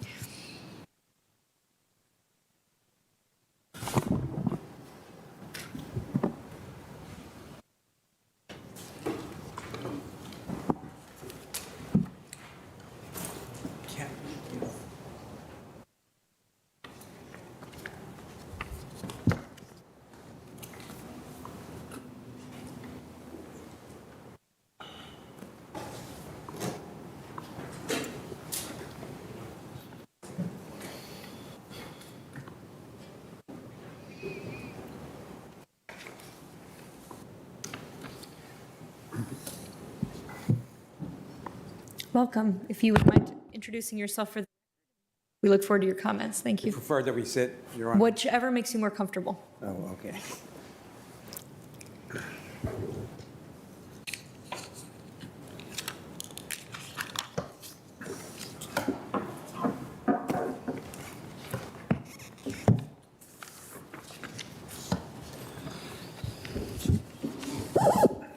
My name is Larry Shore.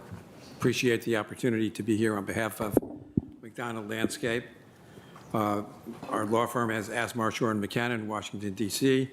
With me is Scott Boyle, a fellow lawyer in our firm, and Mr. Tim McDonald, president of McDonald Landscaping, the prime contractor for the construction of Banneker Park under contract with Arlington County. We apologize for not providing material to be put on the screen. We did submit our appeal document in April of this year, and we are going back to the old paper model here by presenting notebooks that contain the appeal letter and attachments we submitted. We do not plan to go through this page by page today, but we will ask you to look at some documents and language so that you can see that McDonald has raised matters in the past, has support for what we say, that these same issues have been around a long time at the contractor's expense. The appeal letter is in front of tab number 1.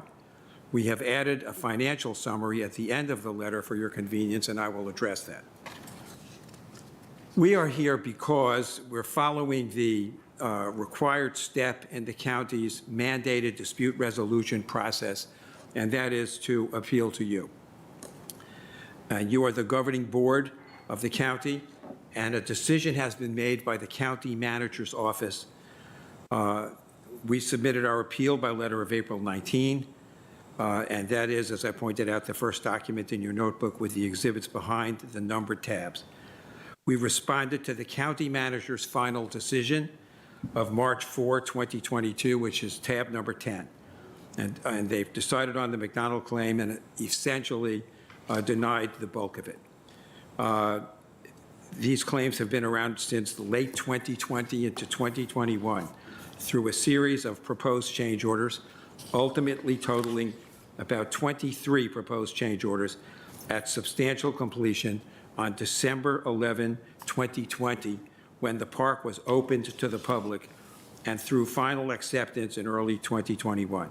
The project is complete, all of the fountains are working, and McDonald is ready to close out the project for itself and the county. Our goal is to resolve this claim at this level with your endorsement. We understand the relationship of the board to the county manager. We are asking, however, that based upon the documentation that we have submitted and what we will show you and are emphasizing today, to find that the county manager's decision not to resolve and settle this claim was not supported by facts, not well-reasoned, was arbitrary and capricious, and should be overturned. If it is within your authority, we ask that this board instruct the manager to settle the claim up to 100% of the amount claimed, so that this matter can stop at this level, recognizing that if we must, we will take this matter to court.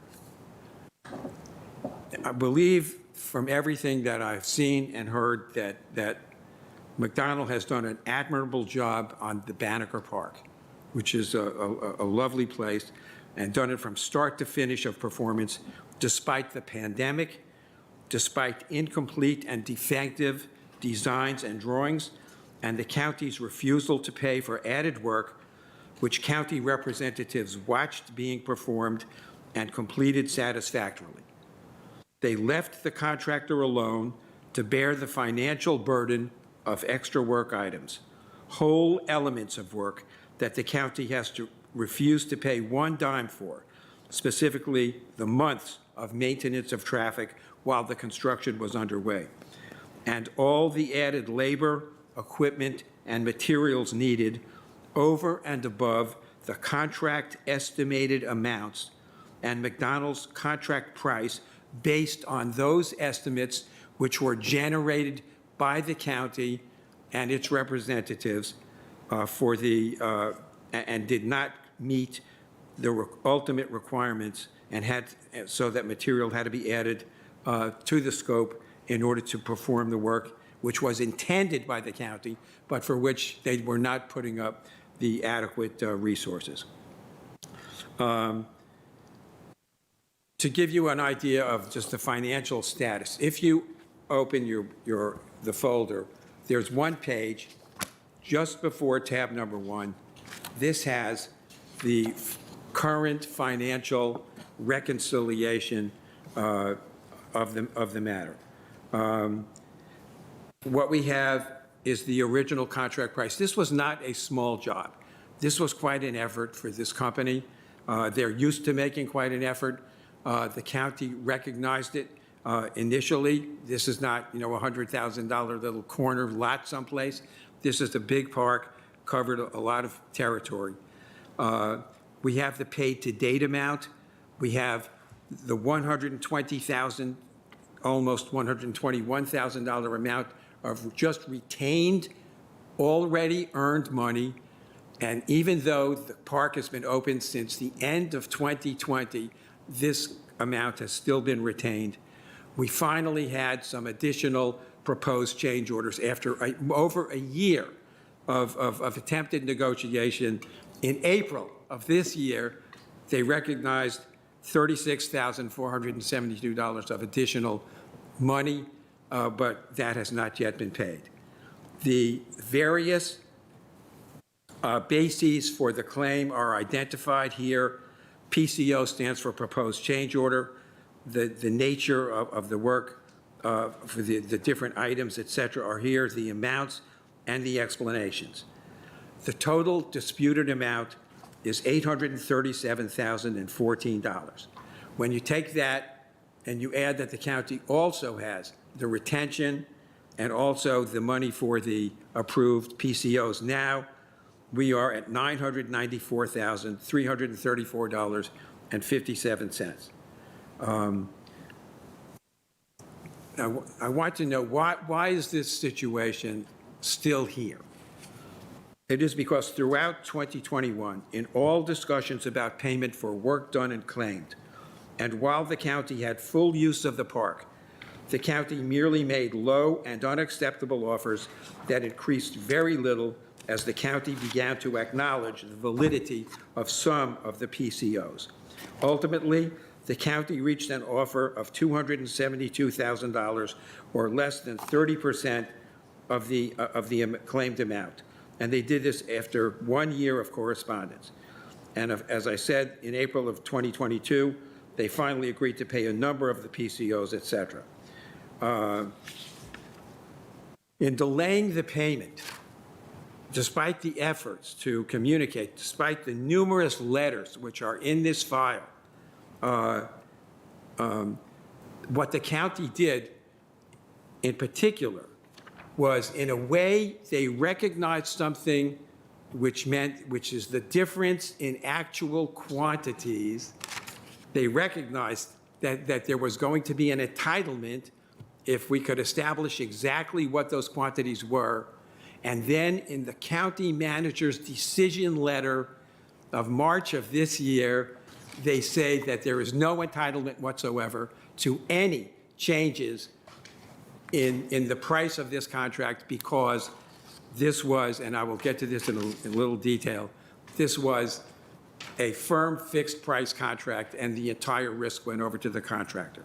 So although they required repeated and redundant verification of material amounts not in dispute, and they received it a number of times, they made no effort whatsoever to acknowledge it and to indicate that there was, in fact, entitlement to money. So they continued their practice of low offers, and then they came up with this strange number of $272,000, which has no reference to any particular claim item that was made. Where did this come from? We suggest to the board that it came from the contingency budget in the original project, which was money left, and they decided to throw it on the table. Even in this letter of March of this year, denying everything and without any other basis, they say the county manager recommends that they still pay this offer of $272,000, and we know exactly where it comes from. When we got the letter in March of this year, we were extremely upset by this letter because we considered it to be the written opposite of good faith and fair dealing. And we considered it to be, especially based on the continued requests for verification of additional quantities, technically dishonest. We addressed those points in our appeal letter and will summarize the critical errors now in hopes that this board will recognize that for the county to take this matter further, namely to court, will be both financially reckless and potentially embarrassing for the county. I will address some of the key issues, and Scott Boyle will address others. Mr. McDonald is here. He was not on this job full-time, but in the event, after this presentation, there were any questions of a technical nature, Mr. McDonald will do his best to answer that if he has the information. So I'm going to start by addressing what I consider to be the linchpin about this contract for the entire matter. What type of contract did the county award to McDonald, and did that contract itself recognize potential changes and set forth the actions to be taken in the event of changes to the estimated quantities of materials included by the county in the request for proposals? Recognize that this was a completely county-drafted contract, that estimated quantities for every type of material in the different locations was provided to anyone who wanted to submit a proposal or a bid on this contract, that Mr. McDonald relied on those numbers just like all of the other bidders did, because they, by the way, have no obligation to challenge them. But then we have a very interesting twist now.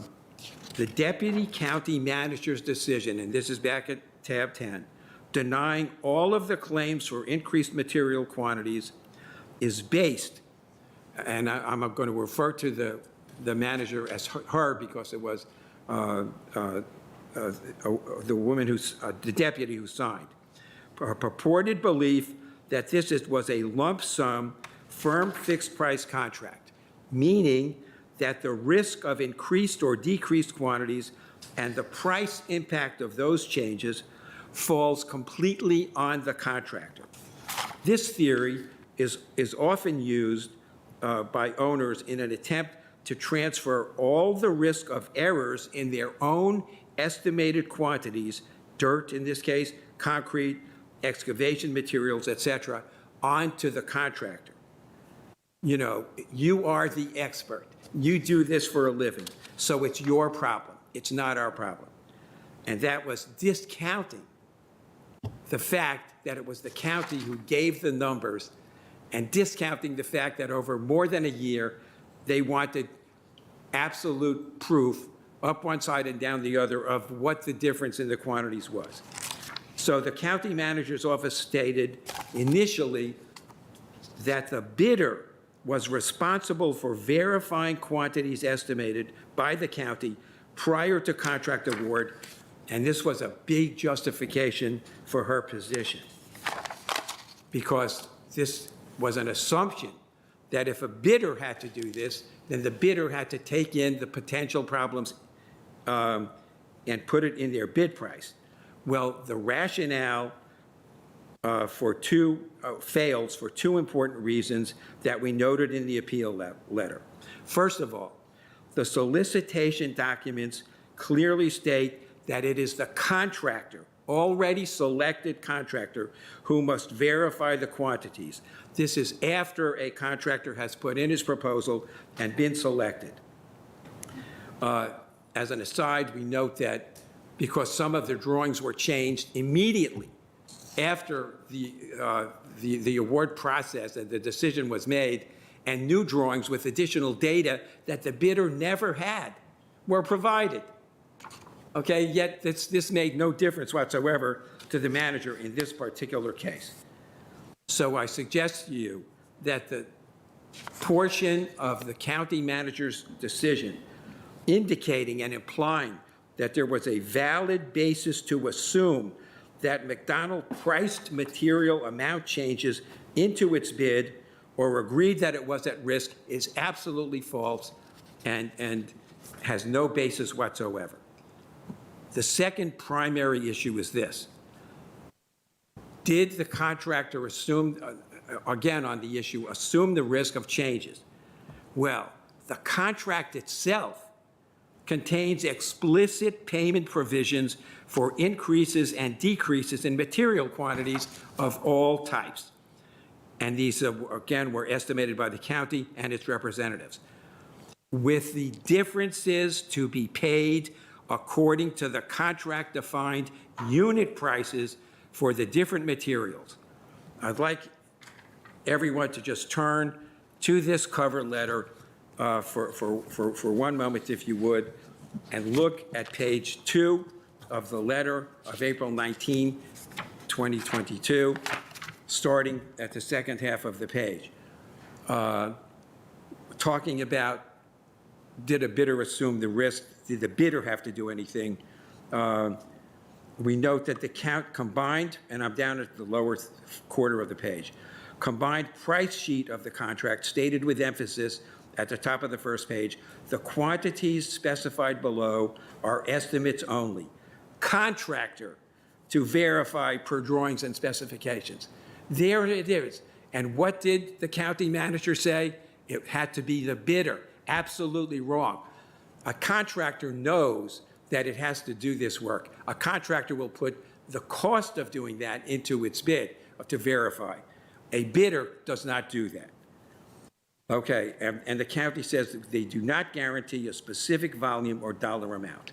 Then we go to the top of the next page that shows sections G1B and G5C, providing for increases and decreases in quantities will be calculated and compensated by the county at the unit prices provided in the bid. And there it is at the top of the third page. Contract general conditions, unit price. The schedule of unit prices in the accepted bid shall be used as the basis for preparing the estimates for changes if you're putting in more material. Even a change if there's less material, then the price goes down. The next section at G5C, unit price items. The county expressly reserves the right, except as may be otherwise specifically limited, to increase or decrease the quantities of work for which the contractor provided a unit price in the bid form as the county deems necessary or desirable to complete the work covered in this contract. Increases in such quantities shall be performed by the contractor at the cost provided in the bid form. And here you have the county manager rejecting a claim which is the body of this particular claim and saying this was not a unit price contract. And what do you have sitting right there in front of you? The language that says it's a unit price contract. So therefore, it's our position that the contract itself resolves this issue in favor of McDonald.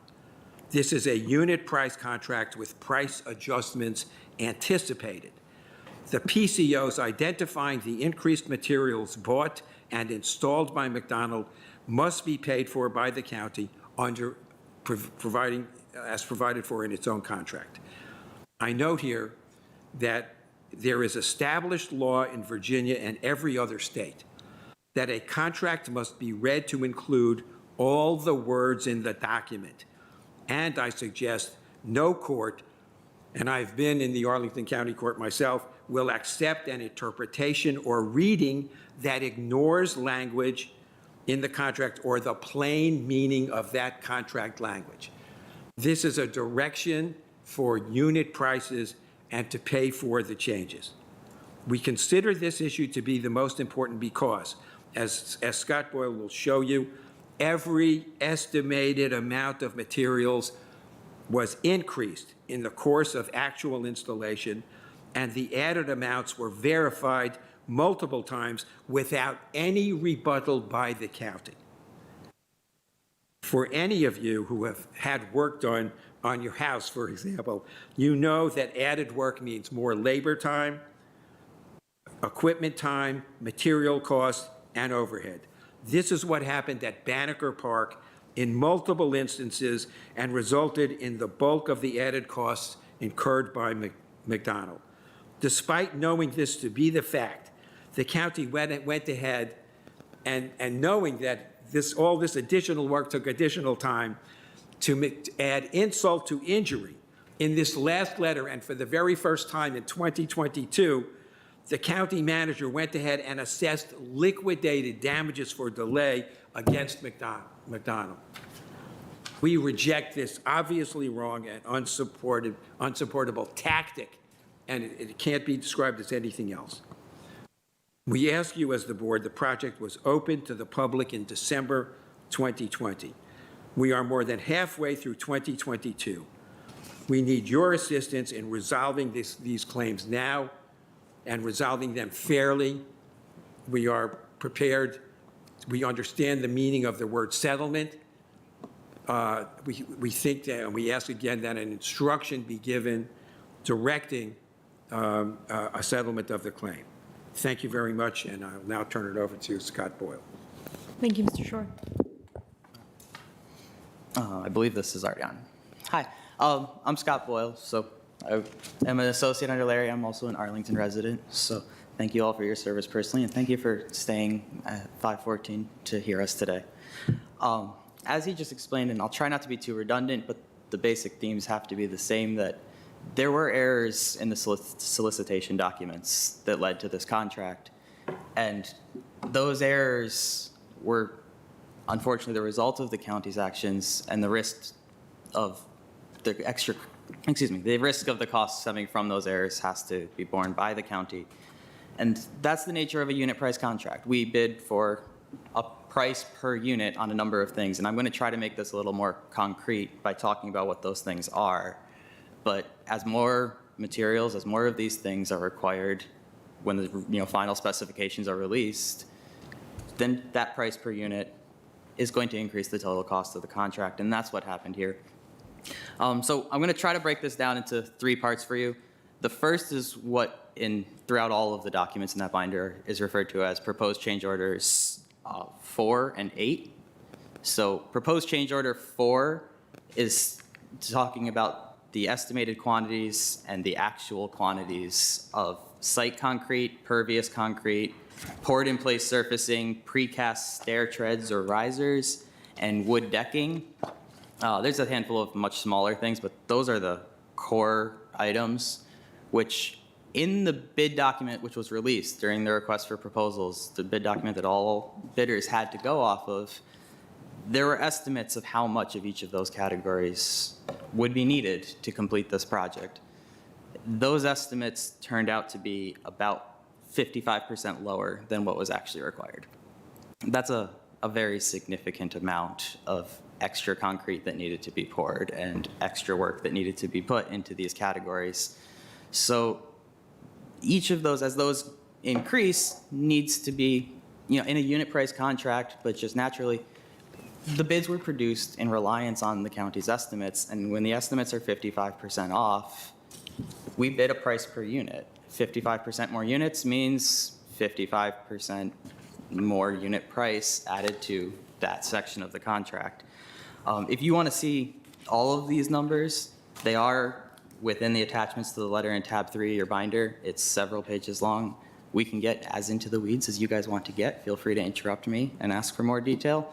But it's, item by item through a very technical government contract. These numbers just came up far higher than what the county estimated. PCO 8 falls into the same category, so that's proposed change order 8. And that one's a little bit larger. That's the earthwork. That's the essentially the amount of soil we needed to move or remove from this park in order to make the grading and the landscape as spec'd. That one, it ended up being about 7 times more earthwork than was originally estimated for this project. That's 700%. That's a huge increase in the amount of soil that had to be moved, and the quantities of this, deserve to be paid. Like, the county did receive that work. It has been done. All of these estimates, like, we're not making them up. We verified them. The county asked us to verify them again. McDonald did the work, had its internal people substantiate these claims.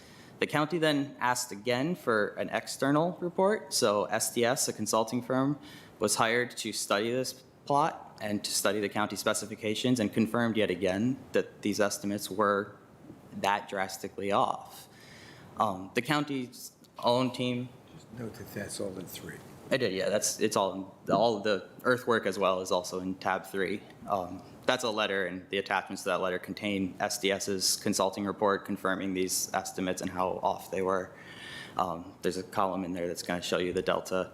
It's several pages, but it's been confirmed 3 times. The county has met with SDS consultants, and we never heard any dispute of these amounts. There doesn't seem to be any existing dispute about the amount of work that needed to be done. That work had to be done in order to meet the specification. So what's baffling is that after they asked us to go into that expense and to verify, and then to verify again these amounts, and then to hire outside parties to verify these amounts, the response that the county gave us was, well, the amounts don't matter because it's a lump sum contract, not unit price, and you don't get adjustments based on more or less quantities of work, which begs the question of why they asked us to do those several verification steps and to verify and re-verify the quantities if the answer was that the quantities don't matter. But the verification has been done. Ultimately, you guys are not bound by the decisions of the people before you, and you can trust the numbers you have. They've been gone over more times than we can count at this point. So moving on from there, in the latest decisions, the county's asserted a handful of new arguments that don't make a whole lot of sense to me. They're a bit perplexing. One of them, in the most recent deputy county manager's decision, was the suggestion that units that were bid separately in separate areas of the contract should actually be taken as a whole. And it's the suggestion that when you remove soil and then replace it with concrete to create a pathway, that's one item of work, and it should all be bid as the concrete item. And you can see this in tab 11, there's a cover page, and then you'll see all the contract terms that were released with the solicitation documents. It's very clear those parts are actually highlighted because that was a letter that was sent to the county, where we demonstrate that the removal of soil in order to make room for a pathway is very explicitly called out as a separate item of work that was included in the earthwork item. And the suggestion that that should have been provided within the cost that was bid for pathway construction, I mean, those are separate bid items. And the prices that was bid for removal of an excavation was a separate amount of funding than the amount that was bid for making the pathway and the concrete works that you'll see later in that same document. I'm not sure, we've not gotten a real clear answer as to why the county manager's decision combined those into a single unit and insisted that it meant a single unit of work. They were, of course, bid separately. And a second issue that has come up is during the solicitation, you'll see this, I did write it down, but there are bid maps, the maps of the park in the bid documents. They're in tab 13. They start on the 4th page. When this solicitation was released, bidders were given a map that showed what the finished park should look like. It did not include spot elevations, which again, when we come to earthwork, we need to know how high a spot elevation is, that, literal altitude of any single spot in the park. The one that was originally released to us had none of these. There were some cross sections that had a handful of small elevations here and there, but nowhere near sufficient data for any bidder to verify the estimated amounts of earthwork that the county had offered us. After bidding had closed, the county released a new map, which is going to be the first one on the 4th page after tab 13, where you'll see a whole lot of extra numbers across the map. Those are the numbers that are needed to know how much earth needs to be moved. Those are the spot elevations. That data wasn't available. And the suggestion that a bidder should have been able to verify the county's estimates of earthwork or to know how much earth needed to be moved, irregardless of what the county had estimated, without those numbers is just perplexing to us. I mean, we could not have done that. If you don't know what the final product is supposed to look like, how can you know what amount of soil needs to be moved in order to get there? So those questions, they remain unanswered, and the idea that McDonald's should have, at the bidding stage, known that the amount of earthwork required to produce that map with all the numbers was going to require drastically more earthwork, 7 times more earthwork than what the county had estimated on the bid form, it just doesn't hold water for us. I mean, we relied on the county's estimates because that's all we had. It's all that logic requires. It's all that law requires. And we're entitled to rely on those estimates. And when they turn out to be wrong, we are entitled to be paid for the difference. So that stands out for both proposed change orders 4 with the extra materials and proposed change order 8, which is the extra earthwork. Proposed change order 7 is a little bit different. This is another error in the bid form that the county has admitted was an error in the bid form. It's first page in tab 1 if you want to see it. It was a request for information that was sent after the bids had been submitted, but before a contractor had been chosen, as I understand it. They did release information explaining that this was wrong, but the bids had already been submitted, so it was too late for anyone to update their bid. The problem with this bid form is the work item that we're asking for is maintenance of traffic, and that's redirecting traffic throughout this construction to make sure everybody can get to where they're going and that pedestrians and vehicles are all kept safe. That work was categorized within the sections of this contract as mobilization work, which is ramp-up cost, startup. Startup was capped by the request for proposal at 3%. You could not have more than 3% for startup costs. Now, maintenance of traffic is not something you just do in the first week of a project. This was a very long $2.5 million project.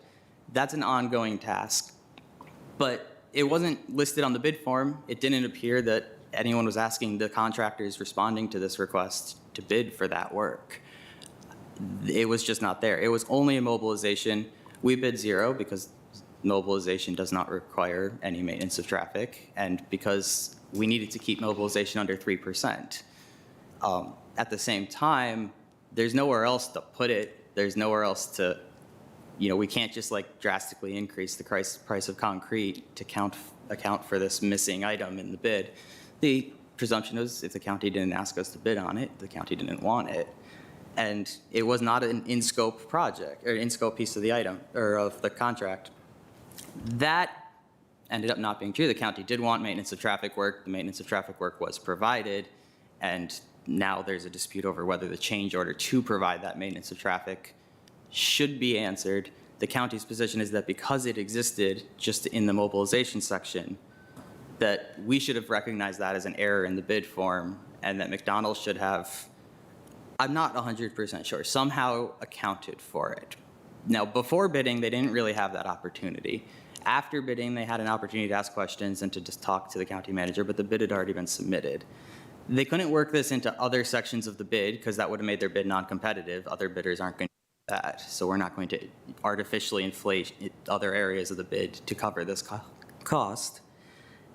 But without doing so, there's just no way that a bidder at that stage in this process could have recognized that A, this was a mistake, that B, it was their responsibility to fix or account for this mistake, or C, to talk to the county and determine how this should have been addressed.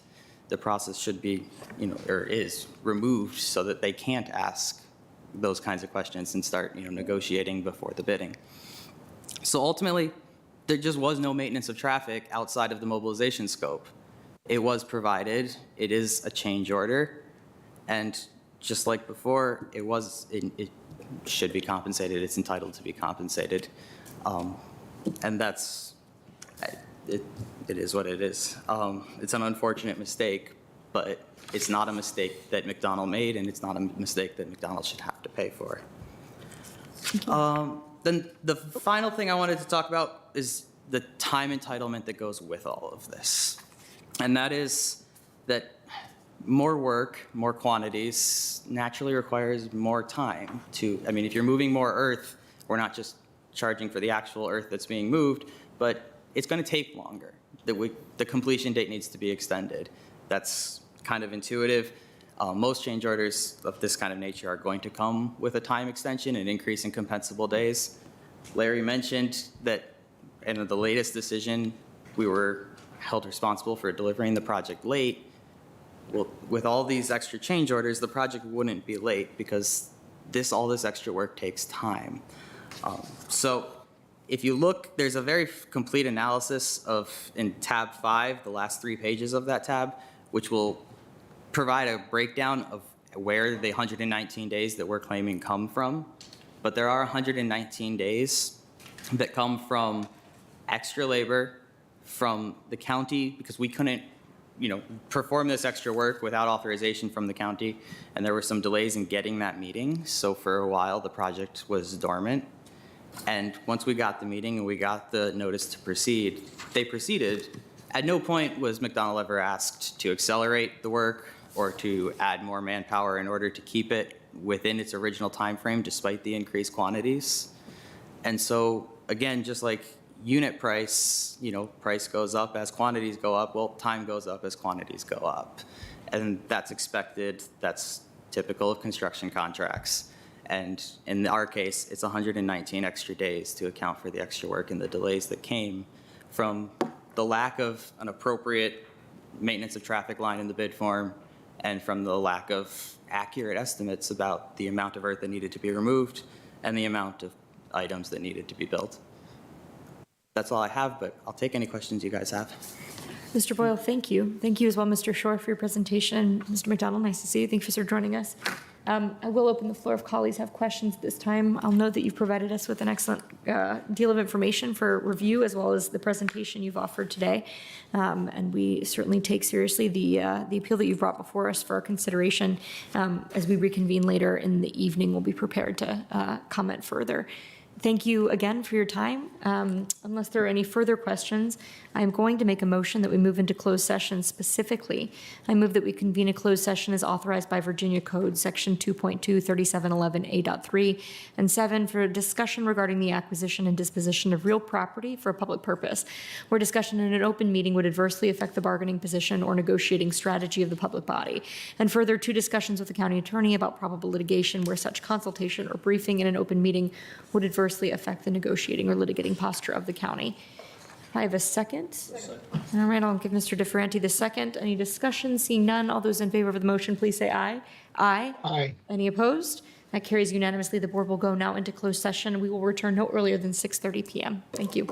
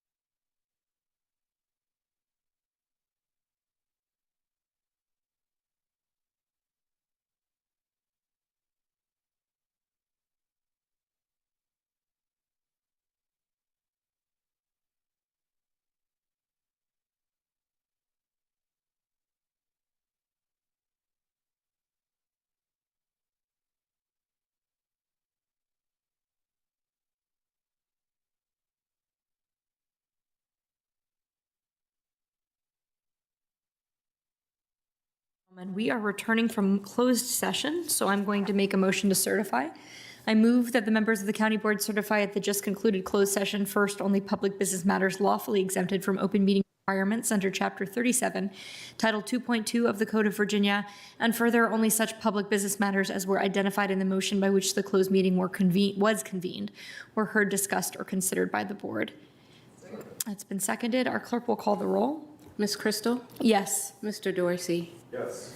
Mr. Carantonis? Yes. Ms. Garvey? Yes. Mr. DeFerranti? Yes. All right, thank you so much. We do not have any items that were pulled from our consent agenda, so we're going to move straight into our regular items. Ms. Jacobs, could you please call the first? First item is agenda items 40A and B related to the fiscal year 2023 and 2033 capital improvement plan, bond resolutions, and referenda. Thank you so much. Mr. Manager, I know we have some staff from the Department of Management and Finance, and if you have introductions, remarks, or any other comments to make. The only thing, I actually didn't have a presentation or any formal remarks to make, but we have staff present. If you'd like to raise any questions about items included in the board report or on the referendum questions and bond issues. Thank you. Terrific. Thank you so much, Mr. Manager. So the conversation is now with the board. We had some dialogue on Thursday as we sought to wrap up with items, sort of final remaining items. We indicated some of the amendments that the board members would be making, both to allocations as well as guidance. I think what probably makes the most sense is for us to walk through the guidance in specific, because we did not have language at the time on Thursday, merely concepts. So let me talk a little bit about the proposed guidance. And from there, I think we'll look for a motion unless there are remaining items in need of dialogue. As a reminder, we had a series of work sessions as well as a public hearing. We really appreciate the involvement of our Department of Management and Finance staff, as well as our departmental leadership on a number of these options, including some pretty large and historic investments in areas like stormwater, public schools, and others. So whenever, Madam Clerk, you are ready, fantastic, thank you so much. So with some specificity, we'll just note, as we talked about on Thursday, the emphasis on our guidance or our expectation that our CIP aligns with that of the school board. In particular, the final addition that the school board made to their superintendent's recommended CIP, which was the addition of about $15 million in the final year of its CIP program for the Career Center, specifically to convert the existing Career Center site for a permanent home for the Arlington Public School, or the Montessori program of Arlington. I always get that wrong, MPSA, the Montessori program. And noting too that we are coordinating directly with the schools on synthetic field replacements, synthetic turf at field replacements. Speaking of which, the note that we are accelerating the conversion of Kenmore Middle School fields from grass to synthetic turf, which involves a reduction of the funding estimate since we're moving it closer to current year dollars, and it will allow for us to proceed over the next 2 years. And by the time we reach our next CIP, we'll be ready for construction cost. We also want to put a marker down that we are expecting this project will benefit from a minimum of $2 million in contributions from private partners and philanthropic partners as a way of expediting that. Speaking of partnerships with private partners, we are also accelerating the design funding for the first phase of Gateway Park, also known as the east side of Gateway Park. We are moving the design funding up to be included in this referenda. So as we vote on the referenda language later, we should know that that includes funds for the master planning of Gateway Park. We anticipate that that would allow the move from design into construction later as part of the upcoming CIP. The construction funding is currently listed for fiscal 2027. But we are looking forward to using that design and accepted master plan as a tentpole around which to organize public-private partnerships in the Roslyn area to realize this transformative public project for the gateway, quite literally, to Arlington. Also, speaking of Roslyn, there are expectations for public-private partnerships around the boathouse. We heard some commentary about that on Saturday. We know that this is a project that has been long envisioned, I think at this point, for 20, maybe more years, but it is also a project that I think all of us feel strongly should be about not just serving the needs of the rowing community, but helping ensure that all Arlingtonians have access to the Potomac River, something that we don't have right now, despite our proximity to that valuable natural resource. Pickleball, a high priority for a number of members of our community. We know that there is, with the plan currently for the CIP, suggests that engagement efforts will begin more or less immediately to begin planning a new dedicated pickleball facility at Walter Reed Tennis Courts. We also know that there is a desire to see that construction done as soon as possible. And so this represents our expectations and understanding that to the extent the community is willing to move expeditiously through engagement, we look forward to that as well. And certainly the construction of the project should be completed no later than calendar year 2024. And pickleball players should be on those courts. We had some conversation about this on Thursday. This is a project, 12th Street South, the complete streets connection between South Monroe and Glebe. This is a particularly challenging project identified initially as an opportunity to improve grid connectivity and really a complete street, which is to say one that would also include auto access where there is not any right now. I think we have found that it has been very difficult to serve the needs and meet the needs of all users as envisioned in that project. More importantly, however, I think there's a recognition that there are bike boulevards projects, especially in Columbia Pike, that are very high priority.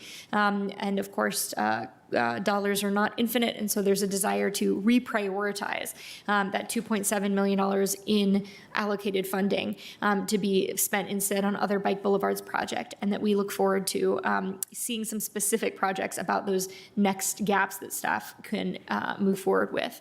We note too as well, this project may be revisited in the future.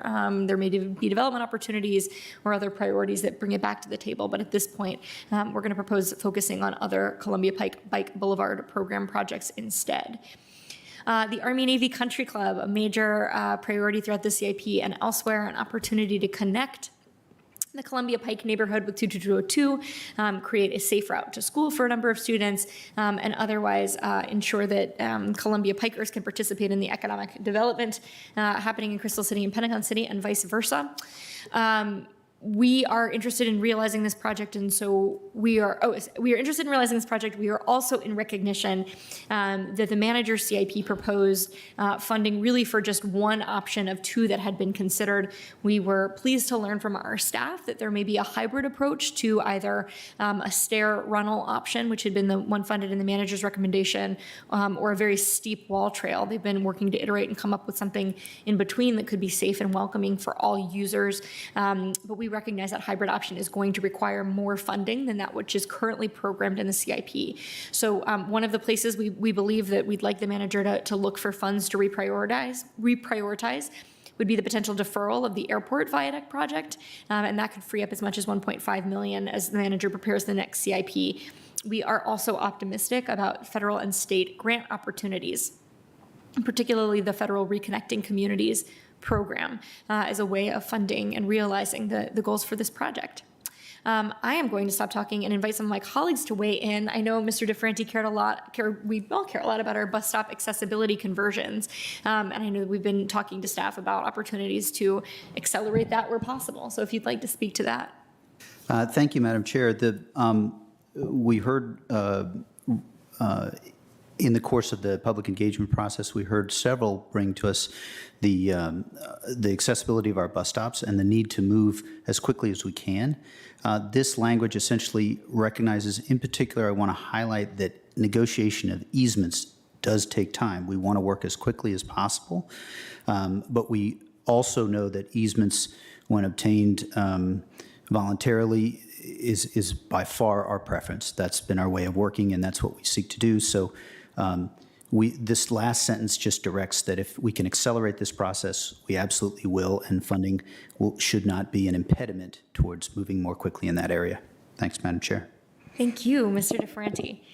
Ms. Garvey, would you like to speak to the investments in Arlington View? Sure, just a little bit. And, really, this is part of our focus on equity and realizing that systemic racism has created a lot of problems for some of our traditionally black neighborhoods, and Arlington View is one of those. And so doing exactly what we've been doing for all across the county doesn't really quite help solve the equity issue if somebody's really, if an area has had, a lot of these effects. And our new neighborhoods program is working on an equity structure and how they're going to sort of handle that moving forward, which is great. There is about $100,000 that we are putting in one-time funding to provide some beautification enhancements. There's an Arlington view of small park there that doesn't look like a park right now because it really hasn't had much treatment at all. So as part of that effort, that will go forward. It's not really part of the CIP, but it is something that we are doing. And then we are also encouraging the community, and I know they are doing this actually, to work on their new neighborhoods plan with the Arlington Neighborhoods Program. So we're just kind of giving that a little bit of extra focus and a little bit of extra treatment to help kind of make up for a long, long time of mistreatment in some ways, or benign neglect is what they used to call it sometimes. So I'm pleased that we can do this and appreciate it. Thank you. Thank you. And if you'd like to continue as well, noting... Sure, talk a little bit about the day program. As we know, we've had quite a growing need for day programs for our developmentally disabled adults, and they and their families have had such a hard time. It's been hard with the pandemic for everyone, but particularly for this community and this population. There are day programs, a number of them outside of Arlington, and then you get into problems of transportation. So we are working on a pilot program in our budget, and thank my colleagues for doing that. We put in some money for a pilot program at Sequoia, which is underway now, and that'll just be about 10 to 15 clients. The population in need is quite a lot bigger, so we're giving just direction to the manager here and making it clear as part of the next 10-year CIP that gets developed, that some additional opportunities will be identified for programs, day programs for the developmentally disabled here in Arlington, and work to meet the needs of this growing population. Thank you. Thank you. Excellent.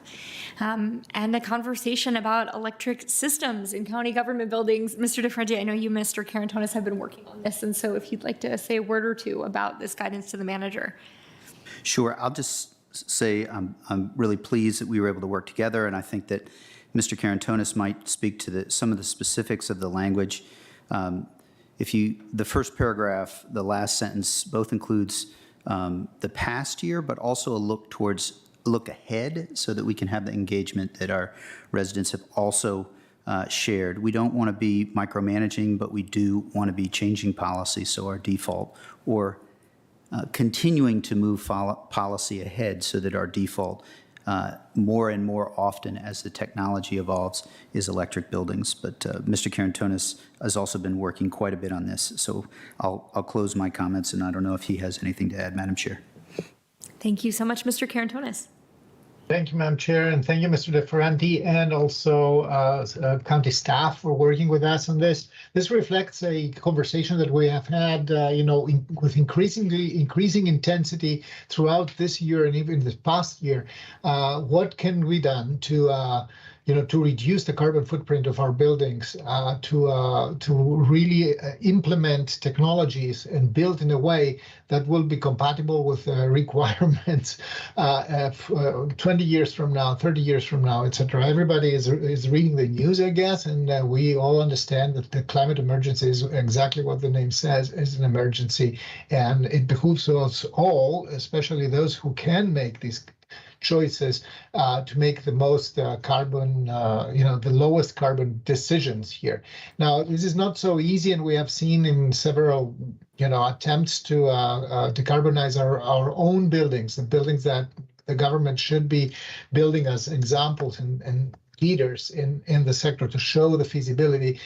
There are several obstacles that make it sometimes very difficult to implement defossilized, non-fossil supported technologies like gas boilers or HVAC that works still with natural gas.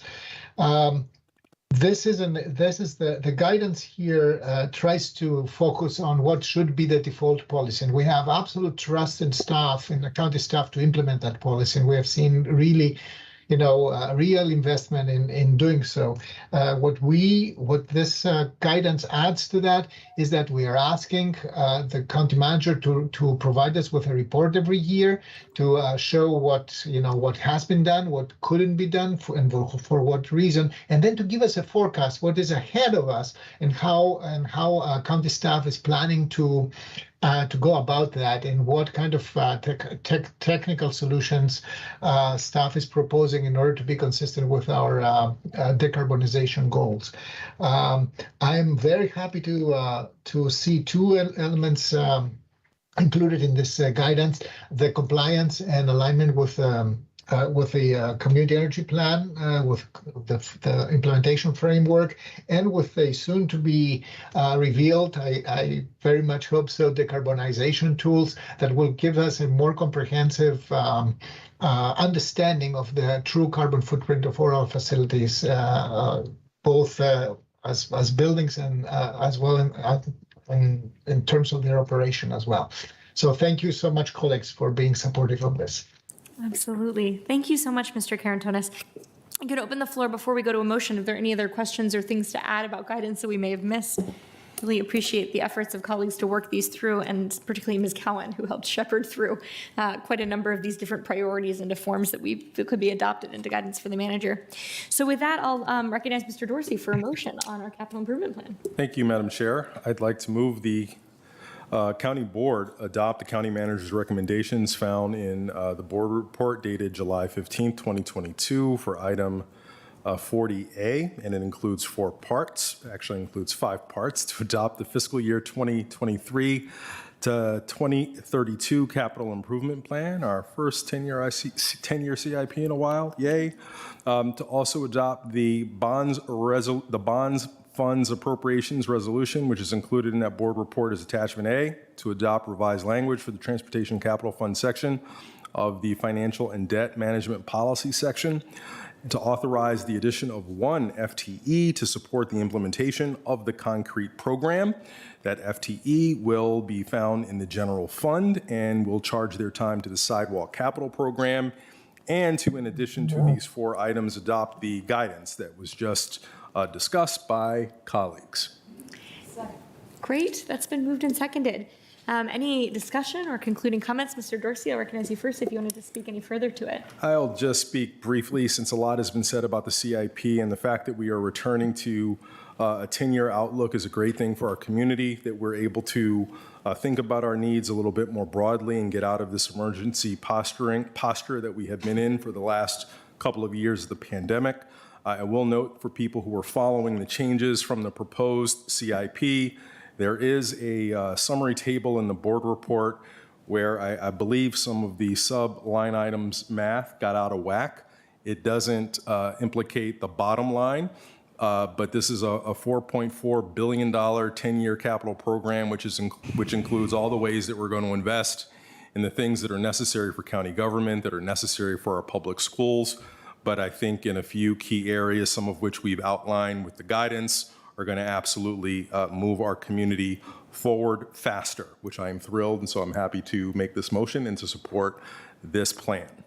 Thank you so much. Ms. Garvey and then Mr. DeFranco. I just simply want to say another thank you to our staff particularly. I mean, because it's all kind of going pretty smoothly right now, but there's an incredible amount of work that goes into this, and really, really do appreciate it, all the work and effort that went in. And I think very responsive to, what we're hearing from our community and what we feel this plan should be expressing for our community. I'm really pleased the way it has all come out, and thank you very much. Thank you. Mr. DeFranco. I would say it, a big thanks to our community. I think that the input that we received from the community is reflected in the final document, and certainly I was perhaps more concerned at the start of the CIP process, but I really do want to thank Ms. Cowan and Mr. Schwartz, the manager, for, we got a lot reflected. Not every last thing that one or the other board member might wish, but we've got a lot reflected from our community input. The process worked, and I would do well to remember early in the start of the process for the next CIP that we do engage, listen, and incorporate as much as we can. Thanks. Thank you. Mr. Karantonis. Thank you, Madam Chair. First, a big recognition to you as well, to staff, for shepherding this process. This has been really, if I have a word to describe that, this was the demonstration of what pent-up demand may mean, right? After so many years. Let's put it $4.4 billion. It's 10 years, of course, but this is a long-term vision for our community that covers so many things. And we have seen, items, popping up and taking a lot of central stage here, like the utilities investments in climate and environment, and the investments in our schools. That was also a very, very high amount. And so much more that Mr. Dorsey correctly pointed to in the list that is published in the board report. So thank you so much for engaging. Thank you for everybody who has provided input in the CIP. This time, the community engagement was incredibly intensive. It was incredibly thoughtful and created also space for a lot of further thinking. As a CIP is a living document, and it's a guiding document, but at the same time it's also a living document, because every time we make this decision, we already begin the work for reviewing and updating this decision in the next 2 years, and measuring success and measuring delivery and quality is critical as we go ahead. So I will be very happy to support this motion, and I look forward to all the conversations we will be having with all the projects that have been kicked off now with the CIP decision. Thank you so much, Mr. Karantonis. I agree very much about your point about pent-up demand, and it also represents some investments in planning that has been going on for a long time. A couple of the best examples of that, I think, are the major investments in stormwater. The size of that stormwater bond is enormous. The work around stormwater investments have been incredibly significant. I think it was just about 3 years ago that we experienced one of the most historic floods in Arlington, but certainly we've seen flooding become an ongoing problem. And the amount of work that our team has put in to come up with flood resilient Arlington, a variety of strategies and large-scale improvements to really address that major threat to our community as a result of climate change. That body of work, again, has been enormous, and it's great to be able to be at a point where we can go to the community and ask them to join us in making an investment in what we think are a really sound set of strategies. There are also, it's not just about responding to climate change, it's about doing our part to try to mitigate against it, to try to lower our greenhouse gas emissions, as Mr. DeFerranti and Mr. Karantonis talked about in guidance, to introduce more electric vehicle charging infrastructure and renewable energy assessments. We have new installations of photovoltaic panels and others to help reduce the county's carbon footprint. There is a lot of innovation happening in this CIP. Part of this has been about putting what we've learned during the pandemic into practice, whether that's investments in changing office needs and a more mobile workforce, because we, like other employers, have learned about the demand for working from home and the ability to provide a high level of service working remotely, whether that's about what we've learned in terms of our emergency infrastructure and the need to start planning for a new fire station on the west end of Columbia Pike, or whether that's about how people learned that they wanted to recreate differently with pickleball courts. We are making investments in all of those lessons learned from the pandemic. There are strong investments here in a state of good repair, which at the end of the day is something so important for us to deliver on. People expect that they should be able to walk down our sidewalks in a manner that is safe and accessible. They expect that they should be able to go into buildings that are heated and cooled in predictable ways, and that they expect the county essentially to work for them. And so to be able to continue to make those investments in that state of good repair matters a lot.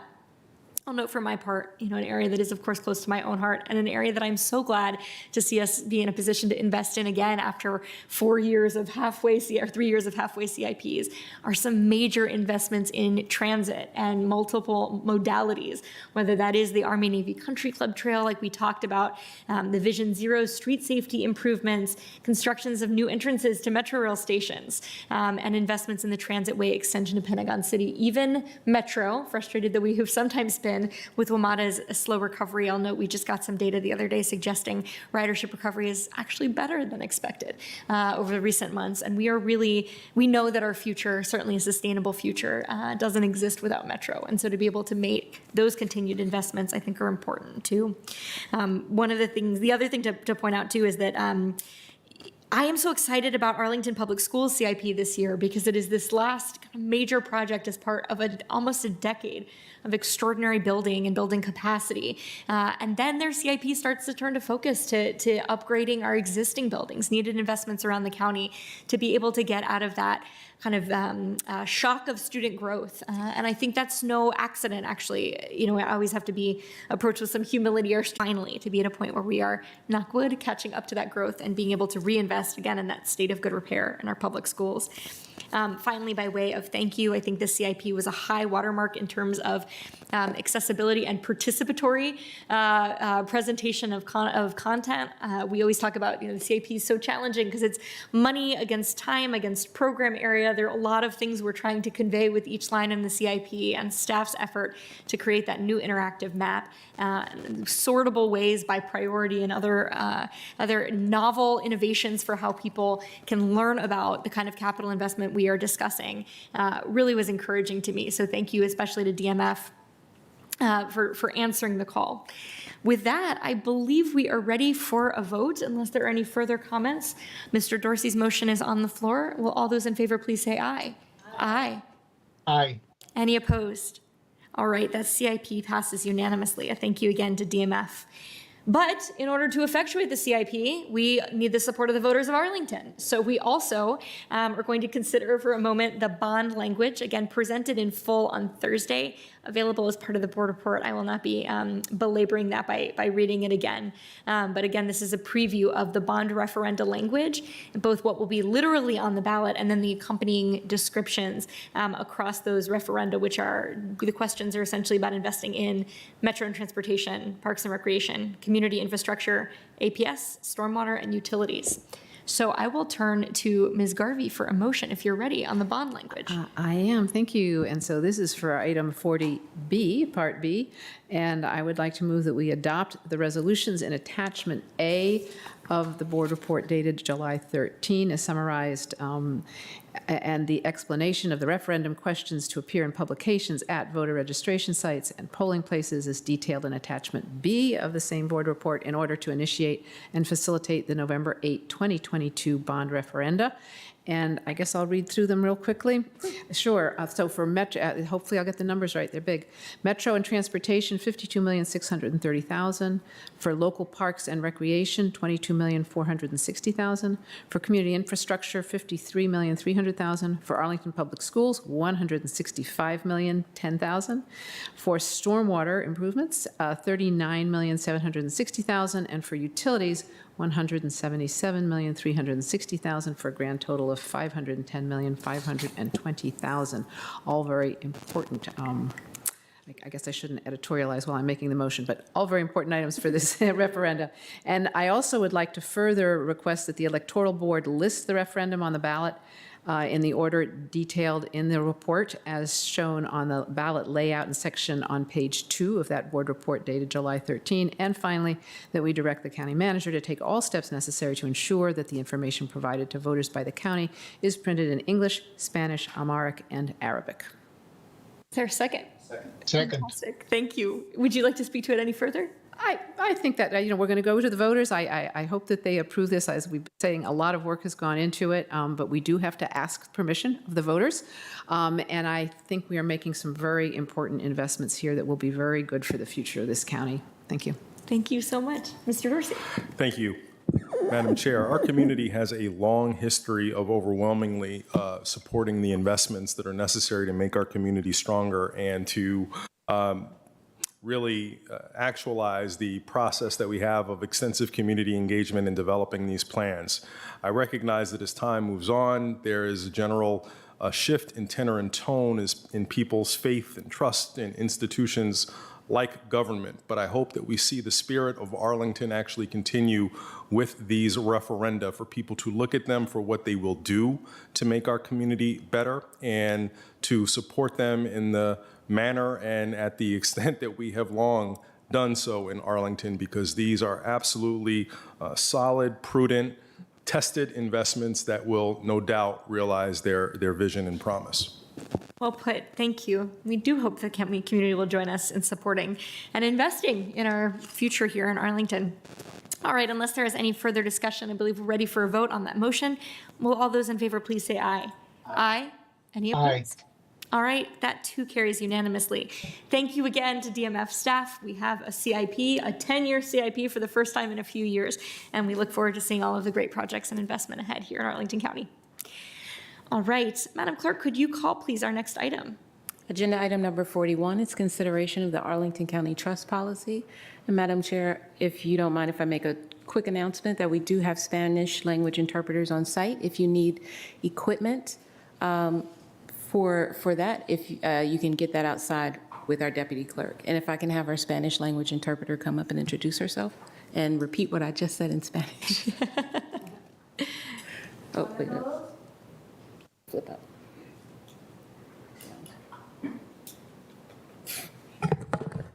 Va a haber servicio de interpretación al español. Mi nombre es Laura Castro.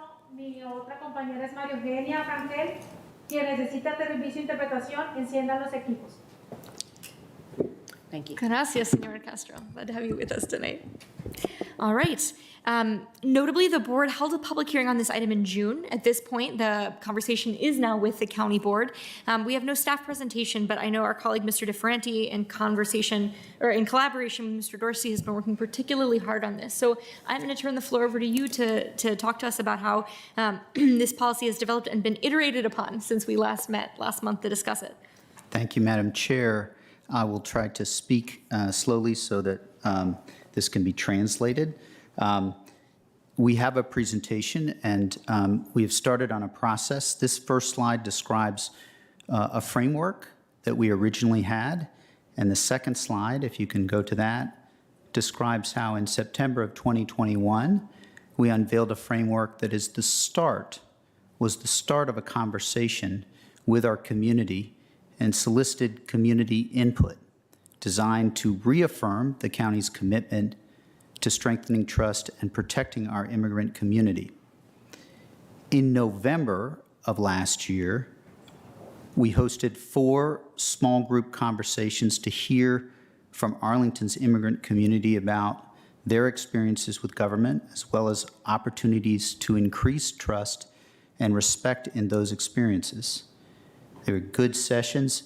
There's a lot of feedback. We collected that feedback from December of last year through May of this year, and provided a set of notes, which we published on our website, and which we shared with all the attendees via email as well, that talked about what we learned from those conversations. We worked on our policy. I worked with Mr. Dorsey and also several colleagues on an updated draft trust policy at a public hearing in June, which is last month. And now here we are this month after taking many suggestions and incorporating them into a revised policy that we'll share today. Next, this just describes the listening sessions. And I'll give just a couple of seconds for folks to look at how we broke out the questions that we asked. We were grateful to have a lot of input and a lot of shared stories and shared circumstances and concerns and some complaints. We talked about what it means to feel safe and how that is so important. Then we talked about next steps, and yes, we can go to the next slide. These are a rough summary of what we heard. I'll start on the right, or if you're looking at maybe your left, but what it means to feel safe in Arlington. Concerns about being deported, fear of the police, fear about sharing information. There is, at the federal level, we have a new president and we have a change in any pursuit of the terrible public charge policies of the last president, but there's still concern and fear. And there's also a need for mutual respect and trust. So those are a few of the things we heard. We talked earlier today about some of the work that we've sought to do to support our newest immigrants, some of whom are undocumented, and the need to provide housing and eviction prevention wherever we can. And so that's also reflected in that middle box. I don't want to skip the concerns. The difference between different forms of government is not clear to many, and so any negative experience can be challenging. So that's a summary of what we heard from the community sessions at the end of November. Next slide. This is a summary of our trust policy. There are many provisions of it that are significant improvements from what we have been doing, even though this board in 2007, 2011, and most powerfully for me, in 2017, many of you colleagues, after the election of the then president, spoke so powerfully about the importance of staying and being a welcoming community for all. So there's confidentiality, there's a prohibition on using county resources for civil immigration enforcement, a prohibition on facilitation of such enforcement. The second column here describes the importance of access to public services. There is federal law, but any other federal registries, we have long, Arlington has not wanted to facilitate some of the federal registries beyond those absolutely required by federal law. We don't want anyone who is in Arlington threatened or condition any action based on citizen or immigration status. Next slide. We added, between June and July of this month, we added an entire section. This was a suggestion that came up in June and that has come up since in conversations with advocates. And so we added this section, which is about compliance and accountability. This is a section that is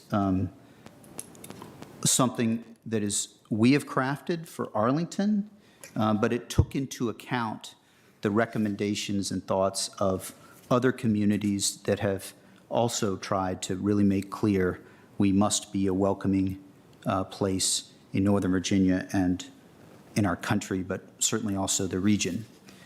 So that is a big piece of what we added. We also had some other information that we got.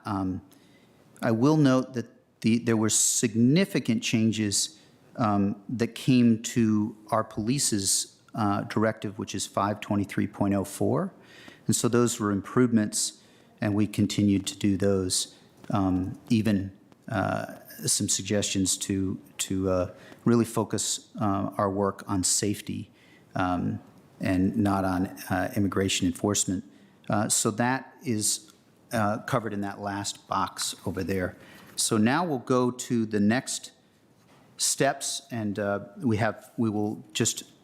are a couple of changes, very small changes, but the June board meeting of 2022 we talked about. Over the last month plus, we've engaged with stakeholders and advocates and leaders, taken many of their suggestions, not every one, and today we're at our anticipated vote. I will say, as is already clear, our work is not done. We'll continue that work, and we will continue to work with all those in our community and those with thoughtful dialogue on next steps. So with that, I think the next thing we should do is just show we have a few very small changes from what was posted. So I want to give our clerk just a minute to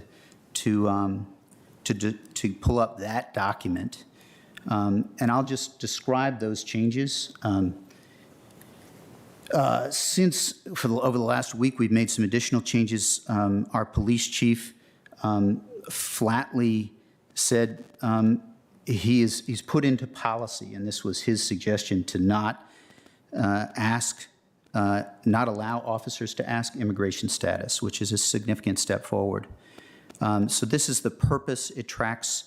It is updated. The second paragraph is updated. We had some discussion last month about updating this paragraph to have language that was more aware of the work we still need to do, even as we are proud of what we have done.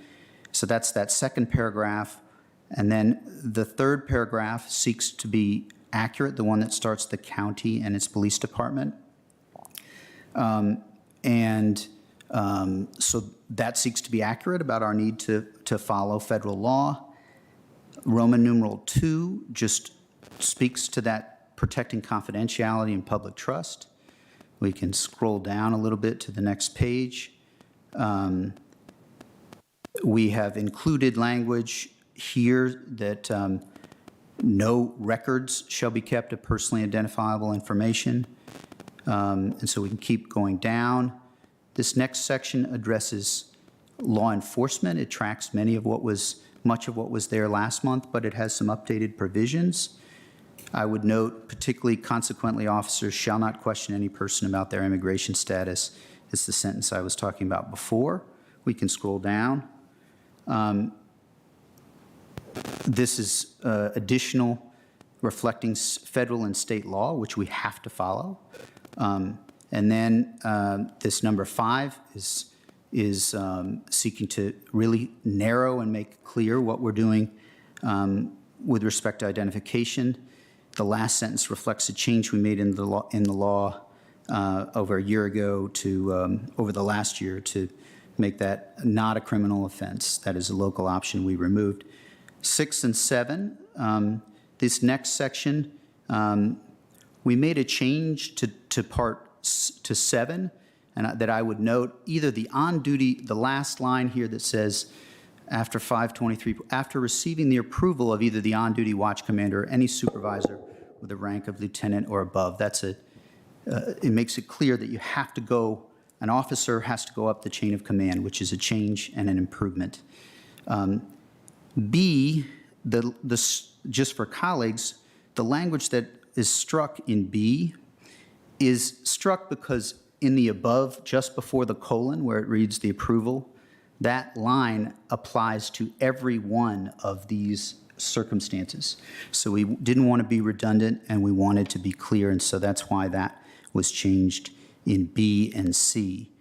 And the next sections, D and E, are also that you have to ask someone who is lieutenant or above in order to get approval. So that's section 7. Section 8 requires that when officers do, they have to document that they did, and that is a process that is an improvement as well. So I think that covers most of it. C just prohibits the use of county resources for enforcement of civil immigration law. D is threats, and we covered this a little bit in the PowerPoint.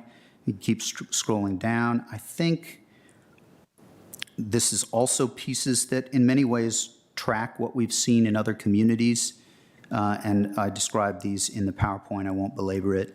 I think public services, we had some discussion of that today. We want to make available resources for public services, and eviction prevention is something that we've worked on, and our staff has done some good work at Columbia Gardens, and we have much more work to do, but we're committed to doing it. This last section was at the request of advocates last month in the meetings, and follow-up dialogue as well. This is regarding, it puts the county board's role with the county manager's lead, but the county board's role in making sure that these policies are applied fairly and uniformly. So there's a couple of other sections. I do want to highlight one or two of these. Overseeing this, last year, this body passed the Civilian Oversight Board, the Police Oversight Board, with subpoena power, and that is a key piece of, if there are concerns about this, that is a key piece of way that you could raise any resident or anyone could raise questions there. The county manager shall receive a report and provide findings to the county board is the first full paragraph on that page.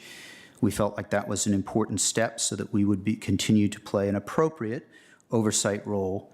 The last sentence on this page is we've made some significant progress. We do not have legal authority with respect to the sheriff, but we have engaged with the sheriff, and the sheriff has focused the sheriff's department's work to have stronger procedures to make sure that we don't, whenever there's discretion within reason based on this policy, that we are not contacting ICE. So the last sentence is just meant to clarify that the county board has a role that is important, and it was made in conjunction with our police chief, and it just says that the purpose of bringing all of this language into this piece was to give the county board at least a role in, an appropriate role in protecting how welcoming we can and should be with respect to our all of our those who might reside or visit Arlington. So that's a summary of what we've done. I won't claim its perfection. I will say that I feel it's progress. So with that, that's sort of introducing, and I would, I'm sure there will be discussion, but I'll move approval of the trust policy. All right, that has been moved and seconded. Any further discussion among colleagues? Mr. Dorsey? Yeah, if there's no discussion, I'll just make some quick concluding comments and thank Mr. DeFerranti very much. He was the principal mover of this effort, and I was happy to assist when necessary, but really this is something that you ought to be very proud of, colleague, and I'm proud to have worked with you on it. You know, this is where you left it. This is progress, and I want to put that progress into context. It represents a step toward our vision, the one that I know is universally and deeply shared by the five of us, that we are to be a community whereby the governmental actions that can be so impactful in people's lives do not disproportionately burden individuals based on their identities, based on their social characteristics, based on the ways in which they've been marginalized by society already. It's a step toward that vision. But in and of itself, it does not achieve that vision. This does not transform Arlington overnight. But I have come to appreciate and understand, based on the advocacy of many in our community, some of whom are in this room, that it's a necessary step, a vital prerequisite, because there are people in our community who do not have the luxury of trusting and having faith that government is not going to work against them, because the consequences can be severe if that trust ends up being misplaced, and they can face consequences that are devastating to breaking up families, disrupting individual lives, causing great harm. They also don't have the luxury of trusting and then verifying later. Because of those incredibly consequential stakes, they absolutely have to have those assurances and verification up front, and it has to be clear and unambiguous. And one of the things that was a failing of Arlington County before was that while many of the things that we have consolidated and codified here in this policy were our standard operating procedures, we weren't very transparent about it. We didn't affirmatively sort of lean in and share out that this was what we're all about, this is why we're all about it, and this is what it means for you. And that was something that makes this a very important piece of progress to A, put it in one place, to try and B, put it into context, and to help community members for whom trust must be earned through repeatedly doing the same thing over and over again. This gives them a guide that they can hold on to hold us accountable.